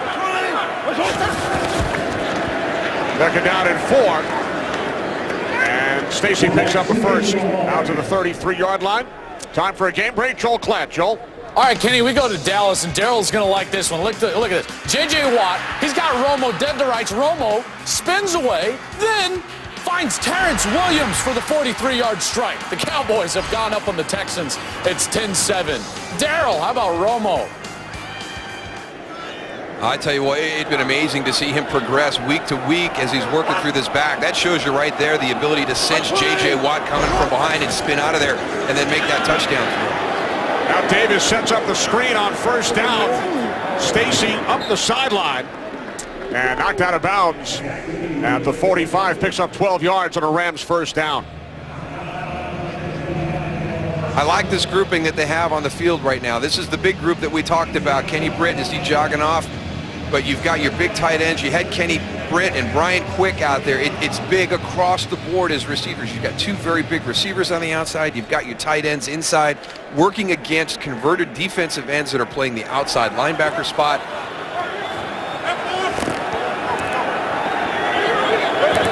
Quick in motion. This set of downs for the Rams. Stacy across midfield. Gain of 8. That looked like a short yardage and goal line formation, Tony, on 1st and 10. All the big guys up there, a lot of big bodies, a lot of choices.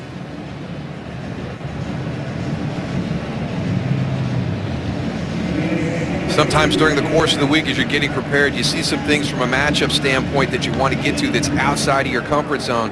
This is where St. Louis is comfortable, coming in, playing physical style, running football, some play action with these big bodies.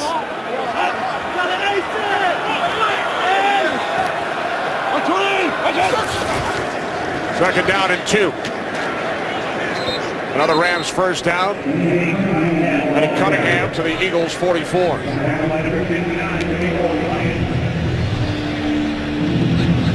The other reasoning with Brian Schottenheimer, when you go big, he really felt that he could control what Philadelphia's defense would do. They're going to simplify, they're going to match in a specific way. That was going to allow him to anticipate what type of coverage and where his matchups would be.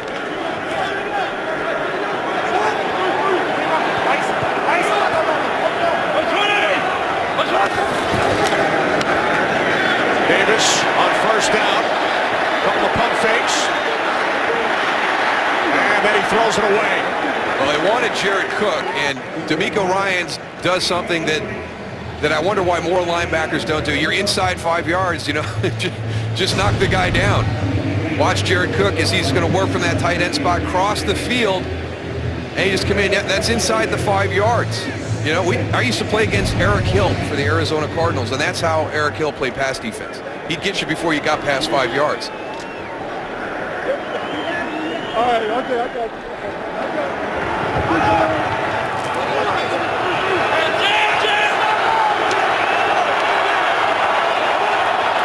Play clock at 2. Davis on 2nd down. He throws and the pass broken up. Nice play by the ex-Ram, Bradley Fletcher. Yeah, Austin Davis has got to get rid of that ball a little bit faster, Darryl. I think he's holding on to it a little bit too long. The defensive line knows it, that they're going to have a little extra time. And he's going to get that pressure right up in his face. And I think that throws the timing off on the throw. This is one of those in routes, and you want that thrown to a spot. But I really like the play by Bradley Fletcher on the ball. Also looked like Britt got a hand in to prevent the pick. Now Davis has trouble with the snap. Fires downfield, and it's a bit high for Quick with Cary Williams on the coverage. I'm surprised Austin got his eyes back down the field to find the receiver. He turned around and just winged it. High snap right here. I mean, he turns his head and throws. He trusts those receivers, I'll tell you what, Darryl. He knows he's got one-on-one on the outside. He's got an athletic guy out there. Give him a shot. Rodney Hunter punting from his 45-yard line.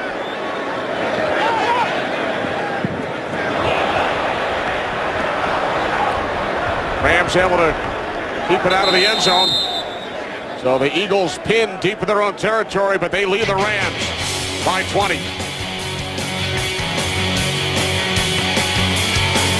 Today's game is sponsored by Verizon. More live games than ever before with NFL Mobile. Back in Philadelphia, 8.5 to play, third quarter. Eagles out to a 27-7 lead. One touchdown from their offense today, two from their defense and special teams.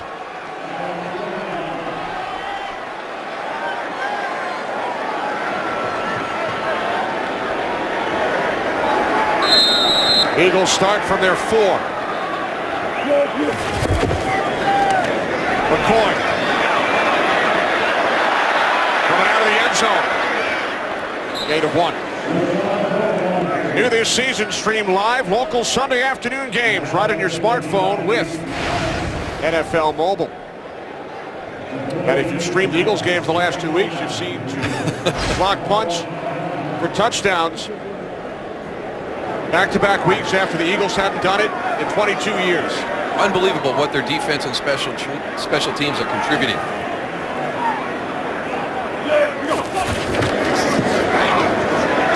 McCoy found a hole. Gain of 7 out to the 12. Well, being able to be patient downhill, you saw on the previous run, he's trying to be patient, but everything's getting pushed back into his face, so he's got to lose ground to get around the outside. That time he's able to be patient as he was moving forward into the running lane. Yeah, not a lot of opportunities for Shady to go and hit the hole going downhill like runners like to do. Third down and 2.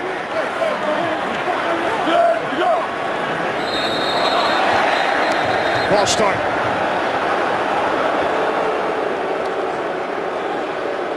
Ball start.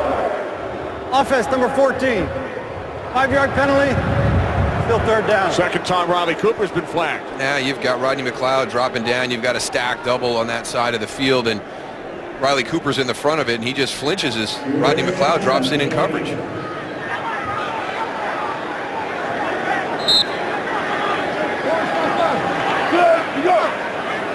Stack double on both sides. Third down and 7.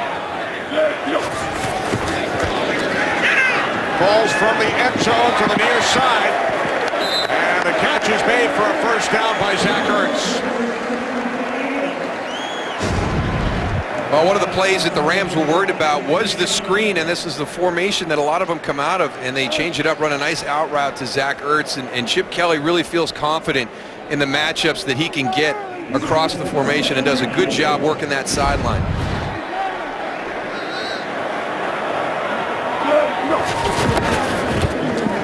Falls on first down, complete to Macklin. Macklin, initially it was ruled to completion, and now second official comes in, the side judge, Jimmy DeBell, he says no.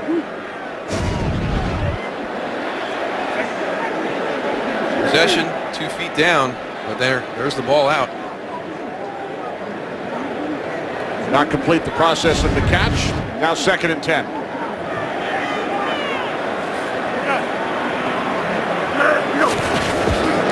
On the 15 on first Detroit gains a yard. Ethan Westbrooks, Marcus Joyner on the tackle, 3rd down and 9.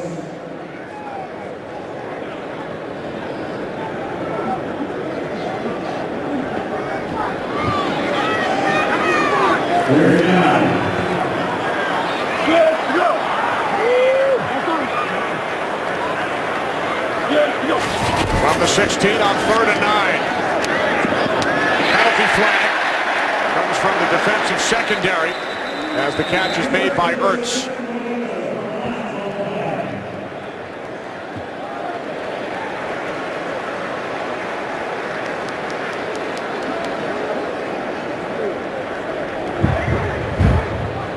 Holding.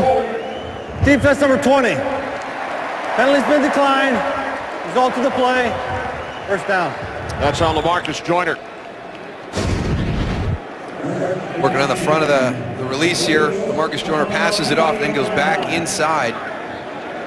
That's where the completion was to Zach Ertz. Looked like Joyner grabbed hold of Jordan Matthews. Now on 1st down, pass intended for Macklin, incomplete.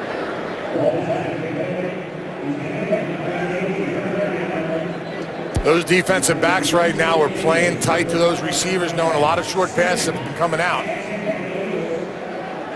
Nick Foles got to be aware of that because we're going to start making breaks on it and possibility for a pick at this situation. 2nd and 10. McCoy goes nowhere. Robert Quinn, first Ram. Yeah, we hear a lot about Robert Quinn as a pass rusher, but here's a nice run defense from the defensive end working against Jason Peters, one of the better left tackles in the NFL. Loss of 3 on the play, now 3rd down and 13.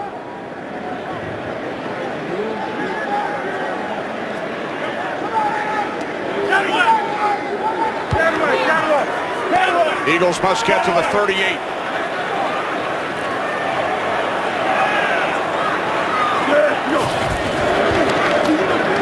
Ball's on 3rd and long, throws, and it's Riley Cooper. Intended receiver, Janoris Jenkins on the coverage. Yeah, he ran the route for Riley Cooper, but we're getting pressure with the down 4. Finally, this is starting to impact a little bit there. Under duress, takes a hit after the throw, but a nice job by Janoris Jenkins recognizing the routes that are going to come out of a formation and getting there before Riley Cooper did at the point of the catch. Donnie Jones, 2nd punt of the game, both here in the 3rd quarter. Good kick, taken at the 23 by Tavon Austin. Austin stays on his feet and is out of bounds at the 28. 52-yard punt, 5 on the return. We welcome you back. Take a look at the NFC East. That is point differential. Eagles and Cowboys 3-1, Giants 2-2, Redskins at 1-3. The Giants seem to have figured out the new offense that they have installed in the offseason. Dallas, a little bit of a boo here as Dallas jumped out to a 10-7 lead, and they showed the highlight here. So those are the two trending up in the NFC East, but the Eagles just kind of hanging around just like they're doing today. Consistent. Steady. It's one of the Fortune 500. Giants trailing the Falcons by 3.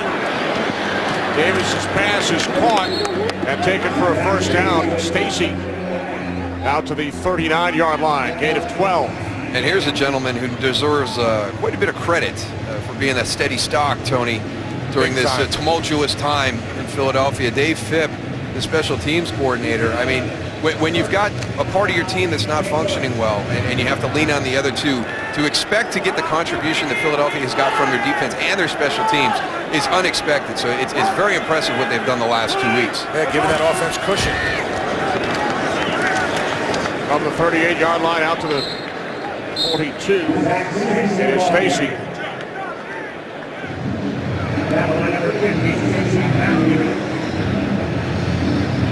Second down and 6 for the Rams. Trail by 20. There's the Eagles special teams coach. Special Gotta be teams happy with his touchdowns guys. last week, Goose, for the Eagles. Another one today. First team ever block, punt, return for a touchdown, and a defensive touchdown in back-to-back weeks. How about that? Second down and 6. Davis throws, and it's high. 3rd and 6 upcoming. Cook, the intended receiver. And you really have to credit the defensive line of the Philadelphia Eagles all afternoon, because they got pressure on Austin Davis early in this game, and he never really has seemed to be comfortable in the pocket. There's been opportunities where it was more advantageous for him to climb up in the pocket and work down the field, and he's tending to bail out now. Young quarterbacks like to bail out the back and circle around, and he has not really felt comfortable this entire game. Yeah, sometimes the illusion of a blitz is just as good as a blitz. And that's sometimes what this Eagles defense is doing, putting all these guys on the line of scrimmage. Look at them right here. 10 on the line, 3rd down and 6. Pass is caught, taken for a first down into Eagles territory by Austin.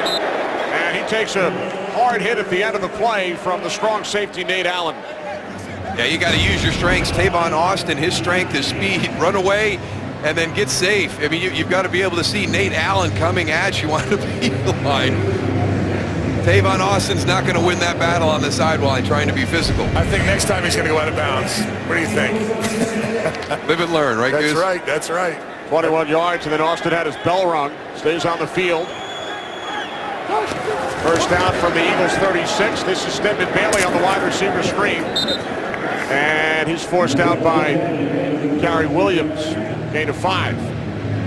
A little bit of shift in personnel. We've talked about the big wide receivers outside, Kenny Britt, Brian Quick. Now we've moved into Stedman Bailey and Tavon Austin. So as you're down 20 points right now, you need that quick strike. You need quick scores. Bailey and Austin played together at West Virginia. Both drafted in 2013. Second down and 5. It's Stacy, and he loses the football. Recovered by Thornton. What a day he's had. Cedric Thornton already has a touchdown today. And he is tackled at the 24-yard line of the Rams. So Thornton with the fumble recovery in the end zone, and now scoops it up and returns it deep into Rams territory. Oh, Malcolm Jenkins is so mad at himself right now because he's so excited that Cedric Thornton has got the ball and he's running down the field with this fumble that they pick up.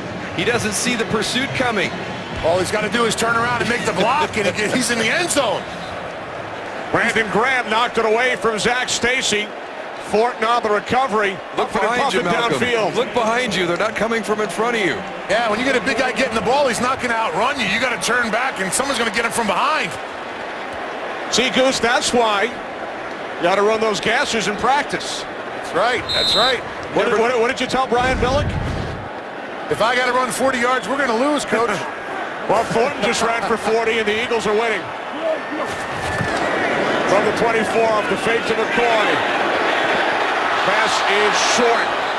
Intended for Matthews. That was a poor ball right there. If he hits Matthews in stride right here, this is 7 points.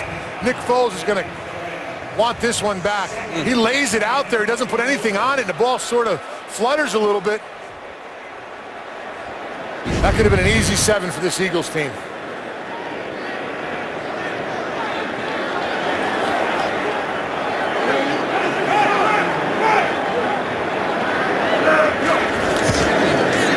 Off the fake to McCoy.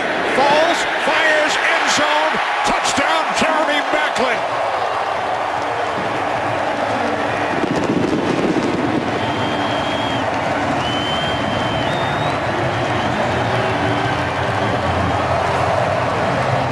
A lot of conversations going on in the secondary for the St. Louis Rams. They just turned. Completely blew that coverage. That safety was gone. He thought he had safety help over the middle. Had at the end of that play, you had LaMarcus Joyner and Rodney McLeod in a big conversation. Exactly right, Goose. You can't play it that way if you don't have help over the top. Yeah, he thought he had McLeod over the top. Parkey, the extra point. The route is on here in Philadelphia. Graham knocks it out. Stacy the fumble. Thornton the recovery. And it's set up. Nick Foles to Jeremy Maclin. Darryl, do you think this will bring down the Eagles' average time of possession? A 10-second drive by Philadelphia. I knew they were quick, but I didn't know they were that quick. There's Thornton to recover the fumble, and then Jeremy Maclin grew up just outside St. Louis. He idolized Isaac Bruce, Torrey Holt, Ozzie Smith, fan of all the St. Louis teams, and Maclin with the touchdown against his hometown Rams. Okay, let's go back and take a look at this. The big thing here, we're going to have this guy turn the play loose, but I think the big question is we've got 1, 2, 3 receivers here. We've got 1, 2, 3 defenders here. So why does this safety move this way? I think the corner down low is passing him on, thinking that he's got help over the top. So that's something that Chuck Cecil and his group are going to have to talk to. And I talked to Chuck before the game, and we kind of revisited the big play by Dez Bryant when they had somebody get behind him, and he said, we've been having some breakdowns in our secondary at critical times. Yeah, he rolled over to the tight end side instead of the wide receivers. I mean, it's just common sense that those guys are going to play it downfield more. But now the Rams offense back to work as Quick breaks away from Williams into the arms of Allen. Brian Quick has a Rams first down. 8 of 25. They have moved the ball from time to time, but they've just, I mean, the whole afternoon, Kenny, it has really been, you know, the Rams who have been their own worst enemy through the penalties. Now it's the turnovers here in the second half. 3 turnovers in all, 8 penalties. And they've allowed 2 non-offensive touchdowns by the Eagles. Nice touch, and there is a flag as Austin Pettis leads his way to the Philadelphia 38.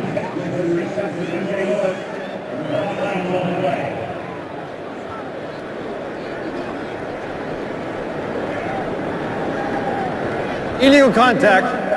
Defense number 50. Penalties declined. Result of the play. First down. Casey Matthews.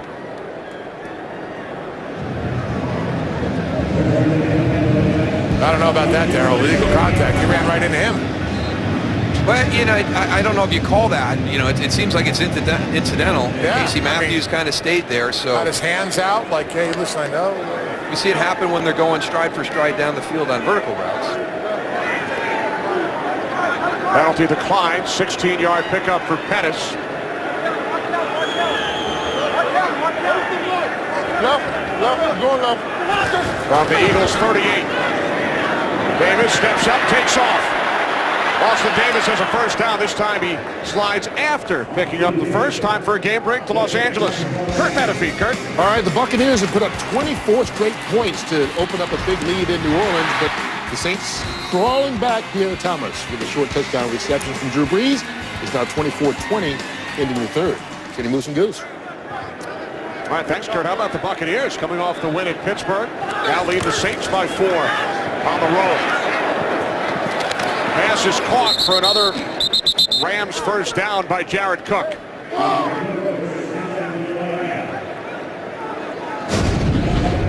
Here's another throw. Here comes Marcus Smith, free right to the quarterback in that situation. Smart play by Marcus Smith at the end, too. Don't take a chance on getting a penalty on a hit to the quarterback.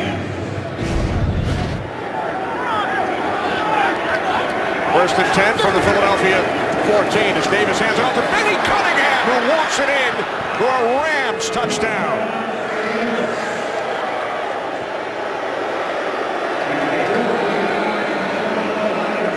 They got everybody to move a little bit to the defensive right position, and good vision and a cutback by Benny Cunningham. This is well done. Just that flow over, get everybody stretched, and then right back the other way. First touchdown of the season for Benny Cunningham in his second year out of Middle Tennessee State.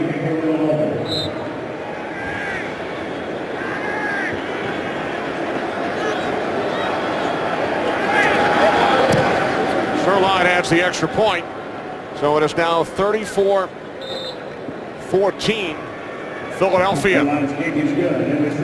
Well, tomorrow the MLB postseason on Fox Sports 1 continues as the scene shifts to St. Louis. It's Game 3, Dodgers and Cardinals. Tomorrow, 9 Eastern on Fox Sports 1, streaming live on Fox Sports Go. Some tremendous action last night.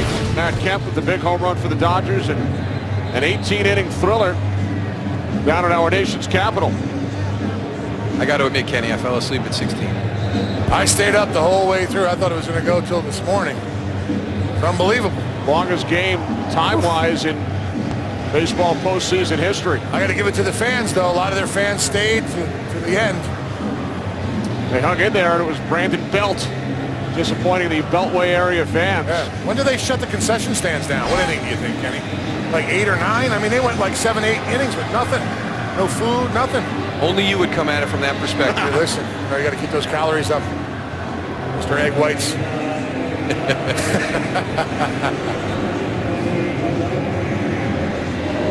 Guys, Zach Stacy, left calf, doubtful. Update for you. Thanks, Goose. Eagles will start from their 20, leading by 20. Nick Foles has thrown for 2 touchdowns. Eagles with a touchdown from their special teams and their defense once again. Well, Tony, here's that situation that we always talk about with this Chip Kelly style offense. A 20-point lead going into the fourth quarter. When do you gear this offense down so you're not off the field quickly? Eat the clock. Giving exactly. that opposition an opportunity to get back in. I'm interested to see how we play this fourth quarter with a 3-possession lead. Well, this will be the final play of the third quarter. It's a handoff to McCoy, who takes it up the middle and gains 8. So the third quarter has come to an end here in Philadelphia. All Eagles, they lead the Rams 34-14. 2 Eagles touchdowns in the third quarter. They have extended to a 34-14 lead. Philadelphia won their first 3 games, Darrell, in come-from-behind fashion. They trailed Jacksonville, Indianapolis, and Washington by 10 or more, so doing it in a much different fashion here today. Second down and 2.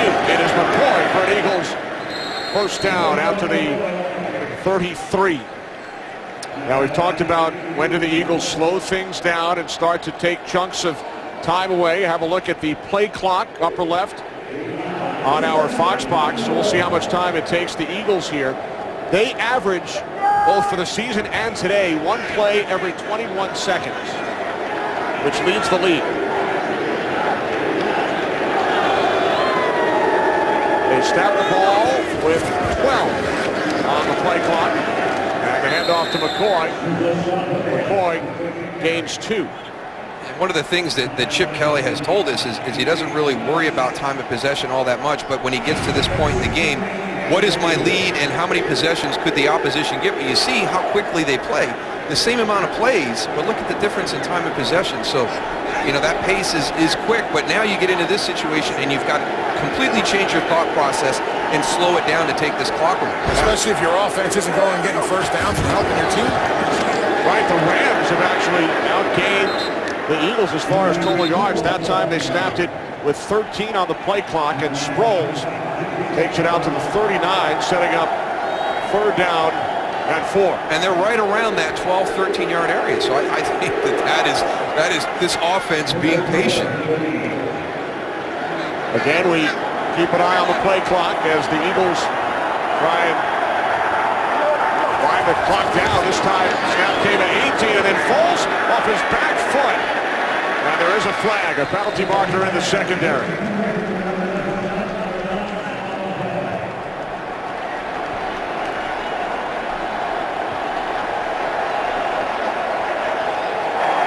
Illegal contact. Defense number 21. 5-yard penalty, automatic first down. Janoris Jenkins, 9th Rams penalty. I know we're going to see interference right here, but I do not agree with this ball being thrown by Nick Foles. There's no way. He's going backwards. He doesn't have any feet on the ground. He just threw that ball up. If they don't call that penalty and that ball's just floating like that, I mean, maybe not this secondary, but down the road, another team that he faces are going to see this, and those safeties are just going to play him, and he's going to have 5 interceptions if he throws balls like that. There's McCoy to midfield.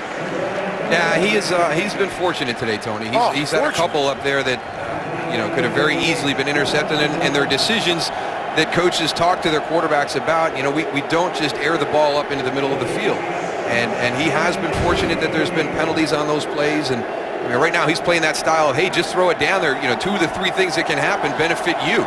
You're either going to catch it or you get pass interference or another penalty. Ball snapped at 14 on the play clock, and McCoy is bottled up.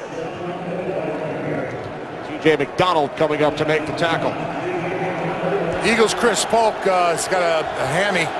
His left hammy pulled a little bit. He's questionable coming back. Thanks, Goose. 3rd down and 5. Giants and Cowboys both leading their games. Redskins host Seattle tomorrow night. So the 3 NFC East teams in action today, all winning. 3rd down and 5. Foles pulls it in, and now takes off. Chased by Brockers, has a 1st down and more. Lost the football at the end of the run. And the Rams have recovered. It's the 3rd Eagles turnover today. Now Foles slid head first, so he was not touched by a Ram. If he slid feet first, he would have been down. He goes head first or shoulder first, was not touched until then. Ball already had come loose.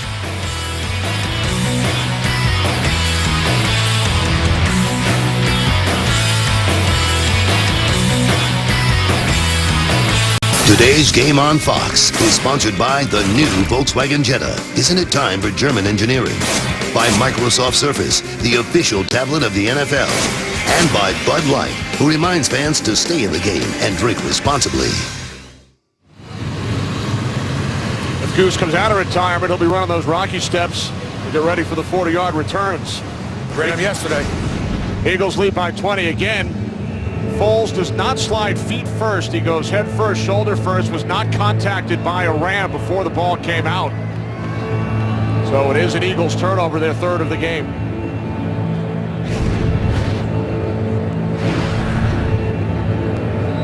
Foles already more interceptions than last season and more fumbles lost. But the Eagles 12 minutes away from going to 4-1.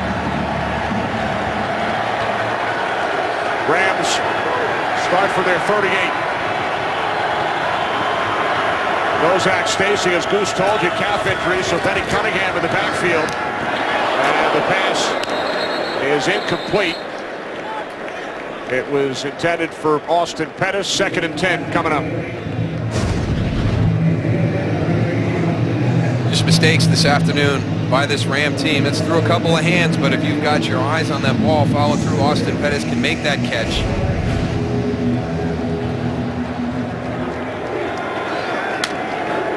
Brian Schottenheimer, offensive coordinator. His team has outgained the Eagles on offense today. But the Eagles with a touchdown on special teams and a defensive score as well. Davis loads of time, now takes off, couldn't find the one downfield. He slides feet first out to the 45-yard line, gain of 7. And this is the one area that I've seen an improvement just during the course of the game from Austin Davis. You're trying to get everybody to the right side. Brian Quick coming across. Here's the near side with the 3 receivers on that side. Good coverage by Philadelphia everywhere. So Austin Davis pulls it down and climbs up in the pocket instead of bailing out the back. He's got to work on that slide a little bit, but good decision on taking the ball. It's better than Nick Foles' slide. Well, he was a baseball player, guys, drafted by the Red Sox a couple of years back. Not a lot of stolen bases. 3rd down and 3. As Davis floats one in for a 1st down to Jared Cook with Nate Allen on the coverage. So that quiets the crowd here in Philadelphia. 11 minutes remaining. Rams quickly up to the line, trailing by 20.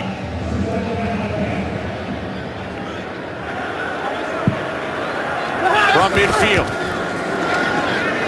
Davis moving right, and that pass is deflected by Brandon Bear. Played for Chip Kelly at Oregon. Trying to get the screen set up on the outside to Benny Cunningham. couple of passes knocked down by this Eagles defensive line, doing a good job knowing they can't get there and elevating. And there's Sam Bradford on the road with the Rams for the first time this season. Knocked out for the season with the ACL injury during a preseason game. And Rams brought in Sean Hill, the former Lion and 49ers starter, to back him up. He lasted one half, went out of the season opener with a thigh injury, replaced by Davis. And now Davis going deep, looking for Stedman Bailey. Well, he's lucky on this one. You know, obviously you're down by 20 points. You need scores quickly, but you can't force the ball into coverage. And this is a shot down the field, but the Eagles have it covered very, very well.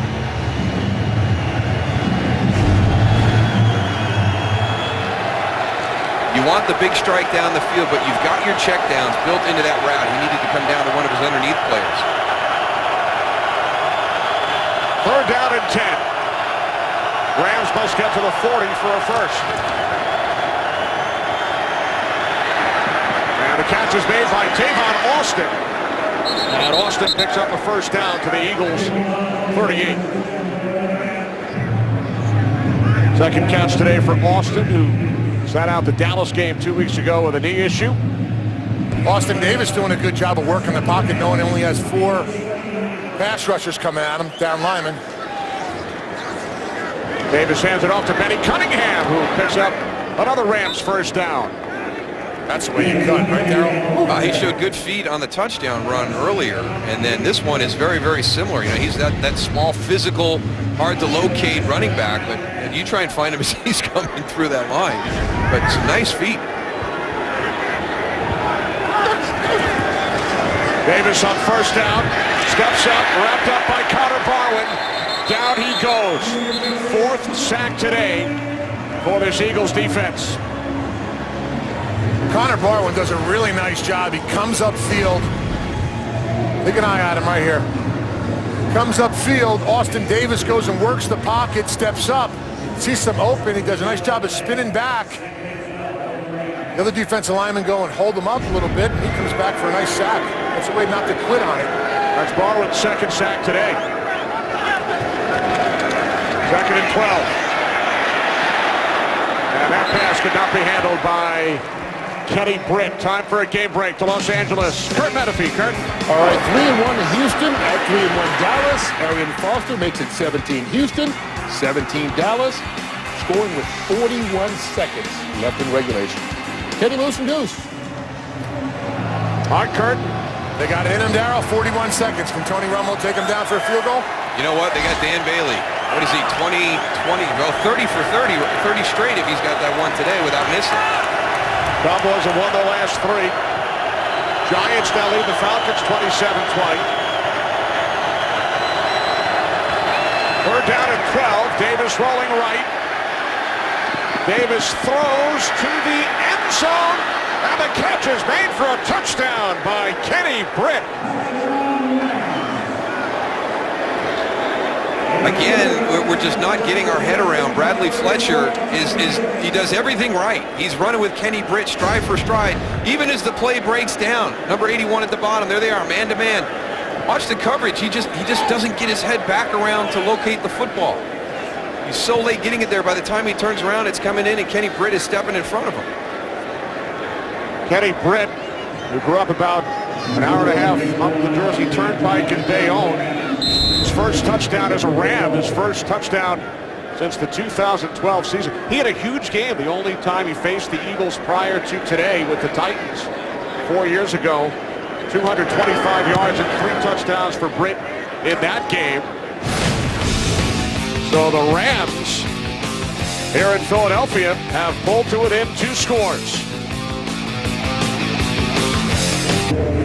The Rams today have outgained the Eagles on offense by 73 yards. They have 3 offensive touchdowns to the Eagles 2.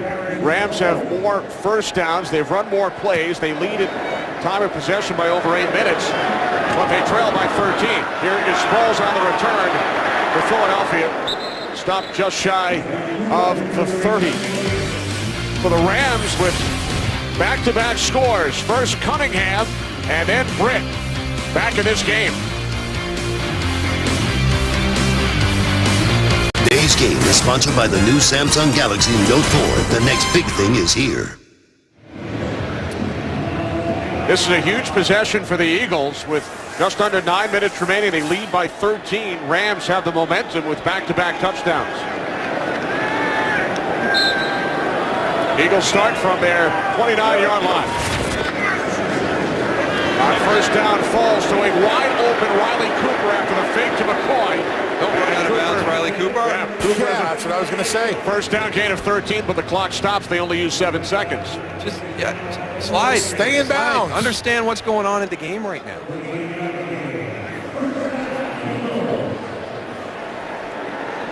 Again, we've got that play clock in there. The last time they had the ball, they were going off 12, 13, 14. See if this time they get inside 10 seconds. Why not run it all the way down to 5? I don't think they can. It's not in their nature.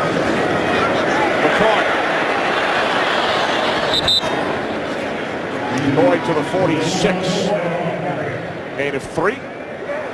It's a tough balance, Kenny, because right now the one thing you don't want to do is be ultra conservative as you're trying to kill clock here at this point in the game, and all of a sudden you find yourself in punt formation giving the ball back to the Rams. So it's a tough balance offensively to work it both ways. Under 8 minutes remaining. Play clock now at 15 as it continues to wind down. Snap comes at 11. And it's McCoy who tried to bounce it to the outside. Now the Eagles face a 3rd and long. It's 3rd down and 8.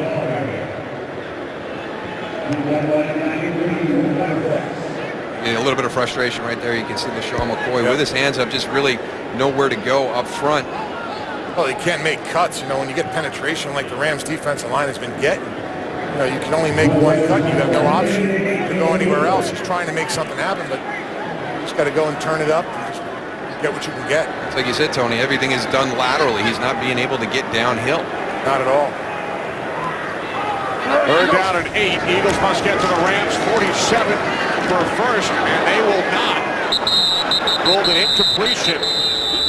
So the clock stops at 7:03, and the Eagles will punt it away. A 5-yard crossing pattern when you need 10 yards or whatever the down and distance was. I don't understand that either. Needed 8. Matthews took the hit from Joyner. So the Eagles used 1:59 of the clock. And now Jones will punt it away from his 35. Angled away from Austin. And it is out of bounds. Right around the 25-yard line. Rams take over, down by 13. In Philadelphia, Goose doing a little tailgating prior to the game today. And there they all are, the whole crew. You know, Kenny, when I travel, I got to travel with a little bit of food. You know what, Goose? I thought your sideline setup was a little over the top. That's just how you roll, huh? That's how I roll, baby. That's how I roll. I mean, that thing is ridiculous. If you're going to do it, you do it big. You do it big. Hopefully you bring it to Buffalo next week. Rams trailing by 13 as Davis checks it down to Benny Cunningham. And Cunningham picks up a first down to the 37. So with 6:40 remaining, Rams quickly up to the line. It's a 2-possession game. Rams have scored touchdowns on each of their last 2 drives. And now Davis looking for Britt, and he drew a flag. Bradley Fletcher grabbed hold of Kenny Britt. And they're going to give him PI, not holding. So that'll be a spot foul instead of just 5 yards. Pass interference. Defense number 24. Spot foul, automatic first down.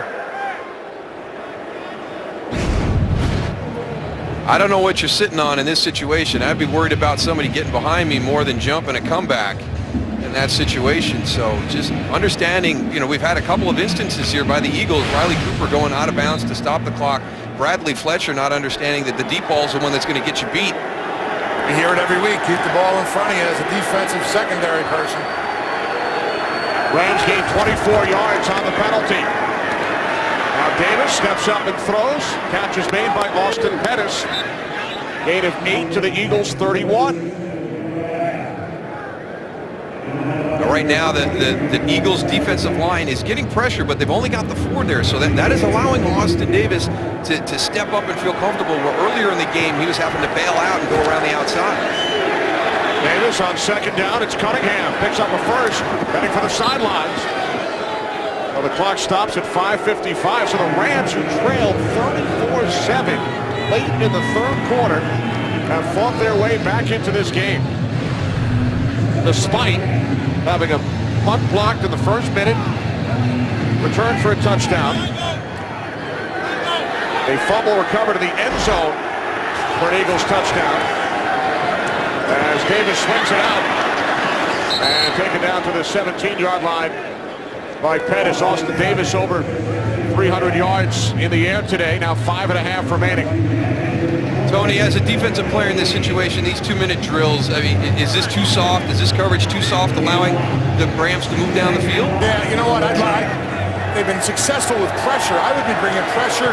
Play a little man-to-man on the outside. You're still going to have a safety over the top, but try to force them into a bad throw. They're throwing all underneath stuff, hitting you with little dinks and dunks there, and being successful after the catch. Trey Watts takes it all the way down to the Eagles' 5-yard line. Clock stops at 5:07.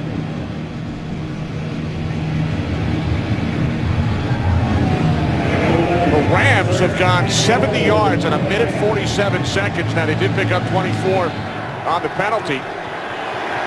First and goal from the 5. Looking to pull it in, one score. 6 straight completions for Austin Davis. Looking to make it 7 to the end zone. Touchdown, Brian Quick. So the Rams have scored touchdowns on 3 straight possessions, and it's now a 1-score game. And this is his comfort zone. Austin Davis and Brian Quick worked a lot together when they were not starters. So they have that chemistry between quarterback, wide receiver. This is a gutsy throw, wide side of the field, back shoulder fade, one-on-one coverage. You better have confidence that you know each other very well in that situation. And these two have had extended time practicing together. Third touchdown pass for Davis. Sirline, the extra point. The Rams have pulled to within 6. They trailed by 27 late in the third quarter.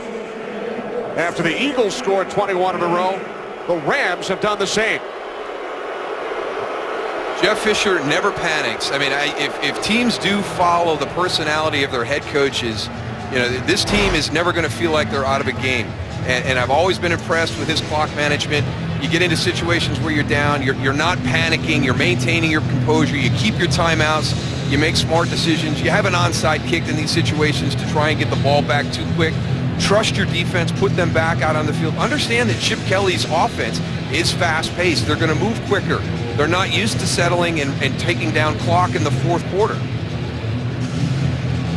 This is going to be this is as big as it gets right here, Tony. I mean, this series right here.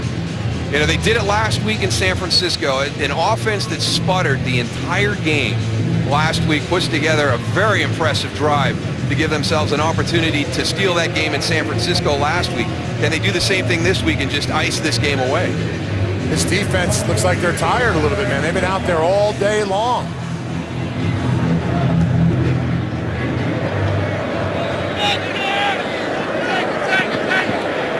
So with 4:41 remaining, the Eagles lead by 6. We'll start from their 20. Second half possessions for Philadelphia. Yeah, and that was with the gift from the St. Louis Rams to open this half with the fumble recovery in the end zone by Cedric Thornton. Obviously, you see a 2-play 24-yard drive for a touchdown, so another miscue by the St. Louis Rams leads to points there. But they did this last week. I mean, they had stumbled around through 3.5 quarters out in San Francisco, and Nick Foles got his guys to put together a very impressive drive to put themselves in a position to win that game at the end. So Foles and the Eagles start from the 20. Their lead has been cut to 6. McCoy.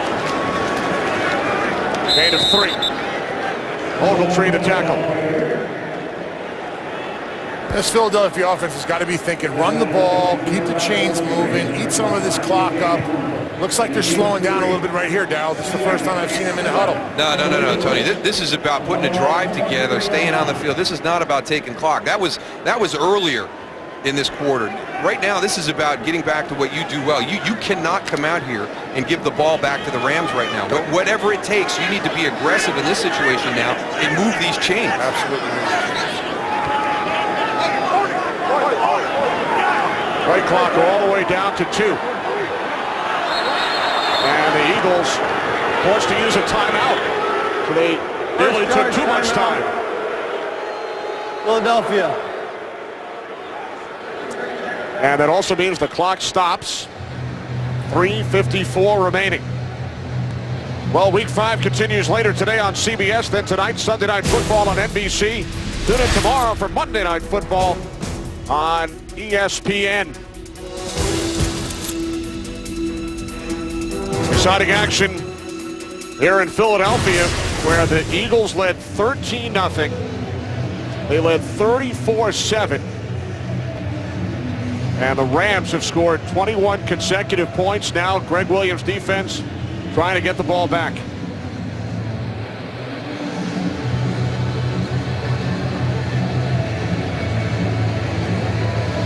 A Rams team without their starting quarterback out for the season. Rams team that led Dallas 21-0 in their last game wound up losing 34-31, fell behind by 27 today. Nick Foles' numbers. He's turned it over twice. McCoy, 77 yards on the ground. Backlund with the Eagles' last touchdown. And now it is McCoy.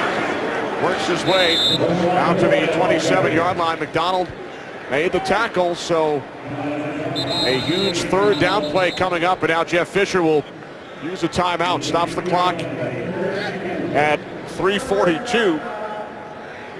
So the Rams use their first timeout. Well, it was less than an hour ago in real time. This is a 34-7 game, and now the Rams, a defensive stop away from getting the ball back, trailing by 6. It's kind of been the theme in our games this season. It's been like spurts, like college basketball. And we've got another game today where that happens, but we've talked about this clock thing, and really that was earlier in this quarter when you're trying to take time off the clock. When it's a 3-possession game, when it gets to this point, you've got to do what you do best and make sure you're getting first downs. That's how you're going to keep this team off the field, the Rams from coming back on. So I would expect right here, even though it's going to stop the clock, I like this play action they do. I think it's done. It's one of the hardest plays to defend in this offense, and let's see if they've got the guts to go play action with potential clock stoppage. 3rd down and 3. They get it into the hands of Darren Sproles, and he picks up a first down and more. A huge play for the Eagles offense into Rams territory. It is Sproles gaining 26. This stadium erupted when they saw Sproles go and get down the middle of the field and get this first down. Well, he had an area to run in, Tony. You've mentioned it today with LaShawn McCoy. There really not being anything there and him having to move laterally. That was Darren Sproles just hitting it downhill. His offensive lineman created a running lane for him. How about that average on the ground for Sproles? I'll take it. New set of downs for the Eagles. Rams have 2 timeouts plus the 2-minute warning. They can stop the clock 3 times, and Sproles diving ahead. Surprised they didn't get Quinn for lining up in the neutral zone. He was a yard over the ball. He's been pressing it all game. You wonder if this situation right now, if Darren Sproles' style is more conducive to what you're trying to do than LaShawn McCoy, trying to hit the home run as opposed to just coming up and hitting it and taking what's there. Well, that whole defense is thinking pass when Sproles was in the game. You know, him out on the, on a little flare route or something to the outside. All of a sudden, you give them the ball, and they're not expecting it. Good use of the clock and the play clock here. Eagles take it all the way down to 4 on the play clock, and it is Sproles. So now we wind down, and the Rams use a timeout at 2:06. So the Eagles facing a 3rd down and 6. With 2:06 remaining, it was a 27-point game. Benny Cunningham would take it in from 14 yards out late in the 3rd quarter. Then Davis 30 yards to Kenny Britt early in the fourth. Davis finds Brian Quick in the end zone, 21 unanswered points. Austin Davis with 3 touchdown passes today. Check this out. It was a 27-point deficit at one point. In NFL history, in the regular season, only once has a team come back from more than 27 down to win, and it took overtime. Rams have scored 21 unanswered points. Eagles with a couple of non-offensive scores for the second straight week. A block punt for a touchdown and a defensive score. 3rd down and 6.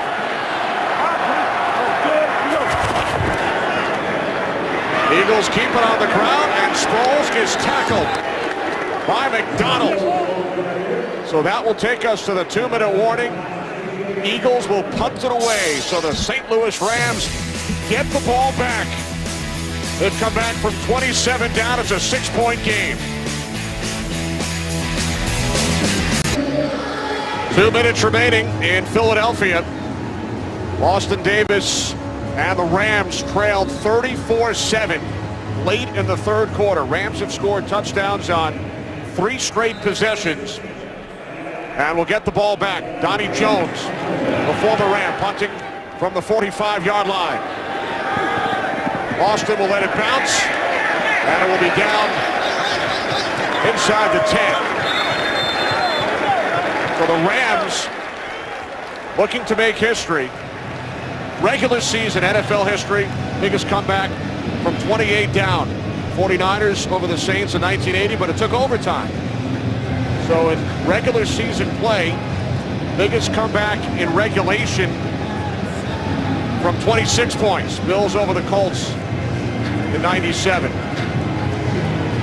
Rams must go 92 yards. It's their worst starting field position of the day. Rams have had an 84-yard drive today, a 79, and a 75-yard drive. They have 1 timeout, trail by 6. Davis on 1st down, fires downfield, and the catch is made by Brian Quick, and he takes it out to midfield. A 42-yard connection.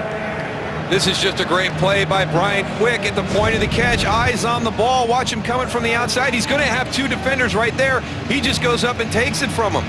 Malcolm Jenkins loses the ball, tracking back to help out in coverage. A minute 20 remaining. 1st and 10 from midfield. Here's Davis. Gets the pass away. And it's Cunningham who makes the catch. Tackle made by McLeod after a short gain of 2. The St. Louis Rams trailed by 27 late in quarter 3. Under 1 minute remaining.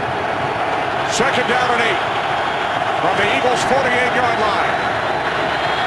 Davis throws, and it's dropped. Austin Pettis unable to make the catch. He tried to continue to move instead of just stopping and focusing on the catch. It's drifting back shoulder. And he's worried about what he's going to do next instead of securing that ball.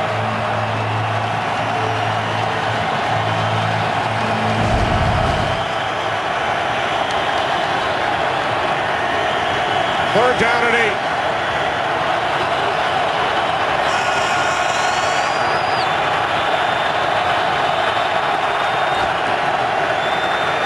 Davis on 3rd down. Incomplete. Pettis. Again, the intended receiver. He's had his hands on 2 in a row now. This one looked like it was tough. This is a good play by Brandon Boykin. Look at it right there. He just is unable to keep possession all the way through the process of the catch. Secures it 2 feet down. But you can see Brandon Boykin got his arm up inside there and actually broke the grip on the catch. Yep, separated the hands. That's exactly what you're taught to do. We welcome those of you who have just joined us. It comes down to this, 4th down and 8 for the Rams, who trailed by 27 points late in the third quarter. They've scored touchdowns on their last 3 possessions.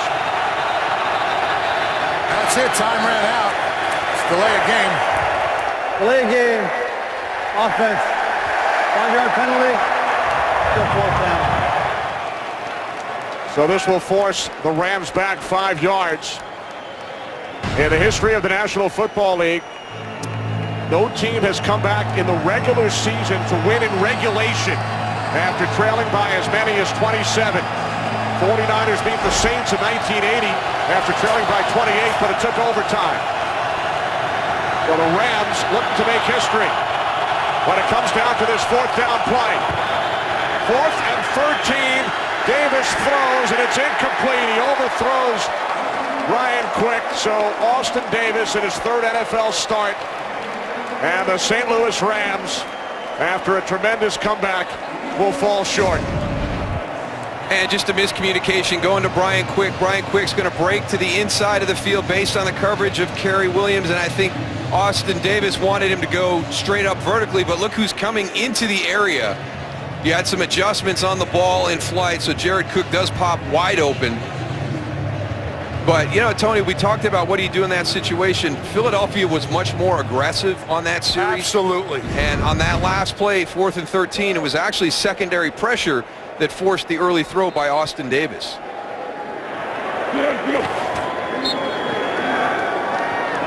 So the Eagles, who led by 27, will win by 6, raise their record to 4-1. Giants have won today. Cowboys with a victory in overtime. Eagles have won 7 straight at home, but some anxious moments for the crowd here in Philadelphia. Chip Kelly and Jeff Fisher embrace.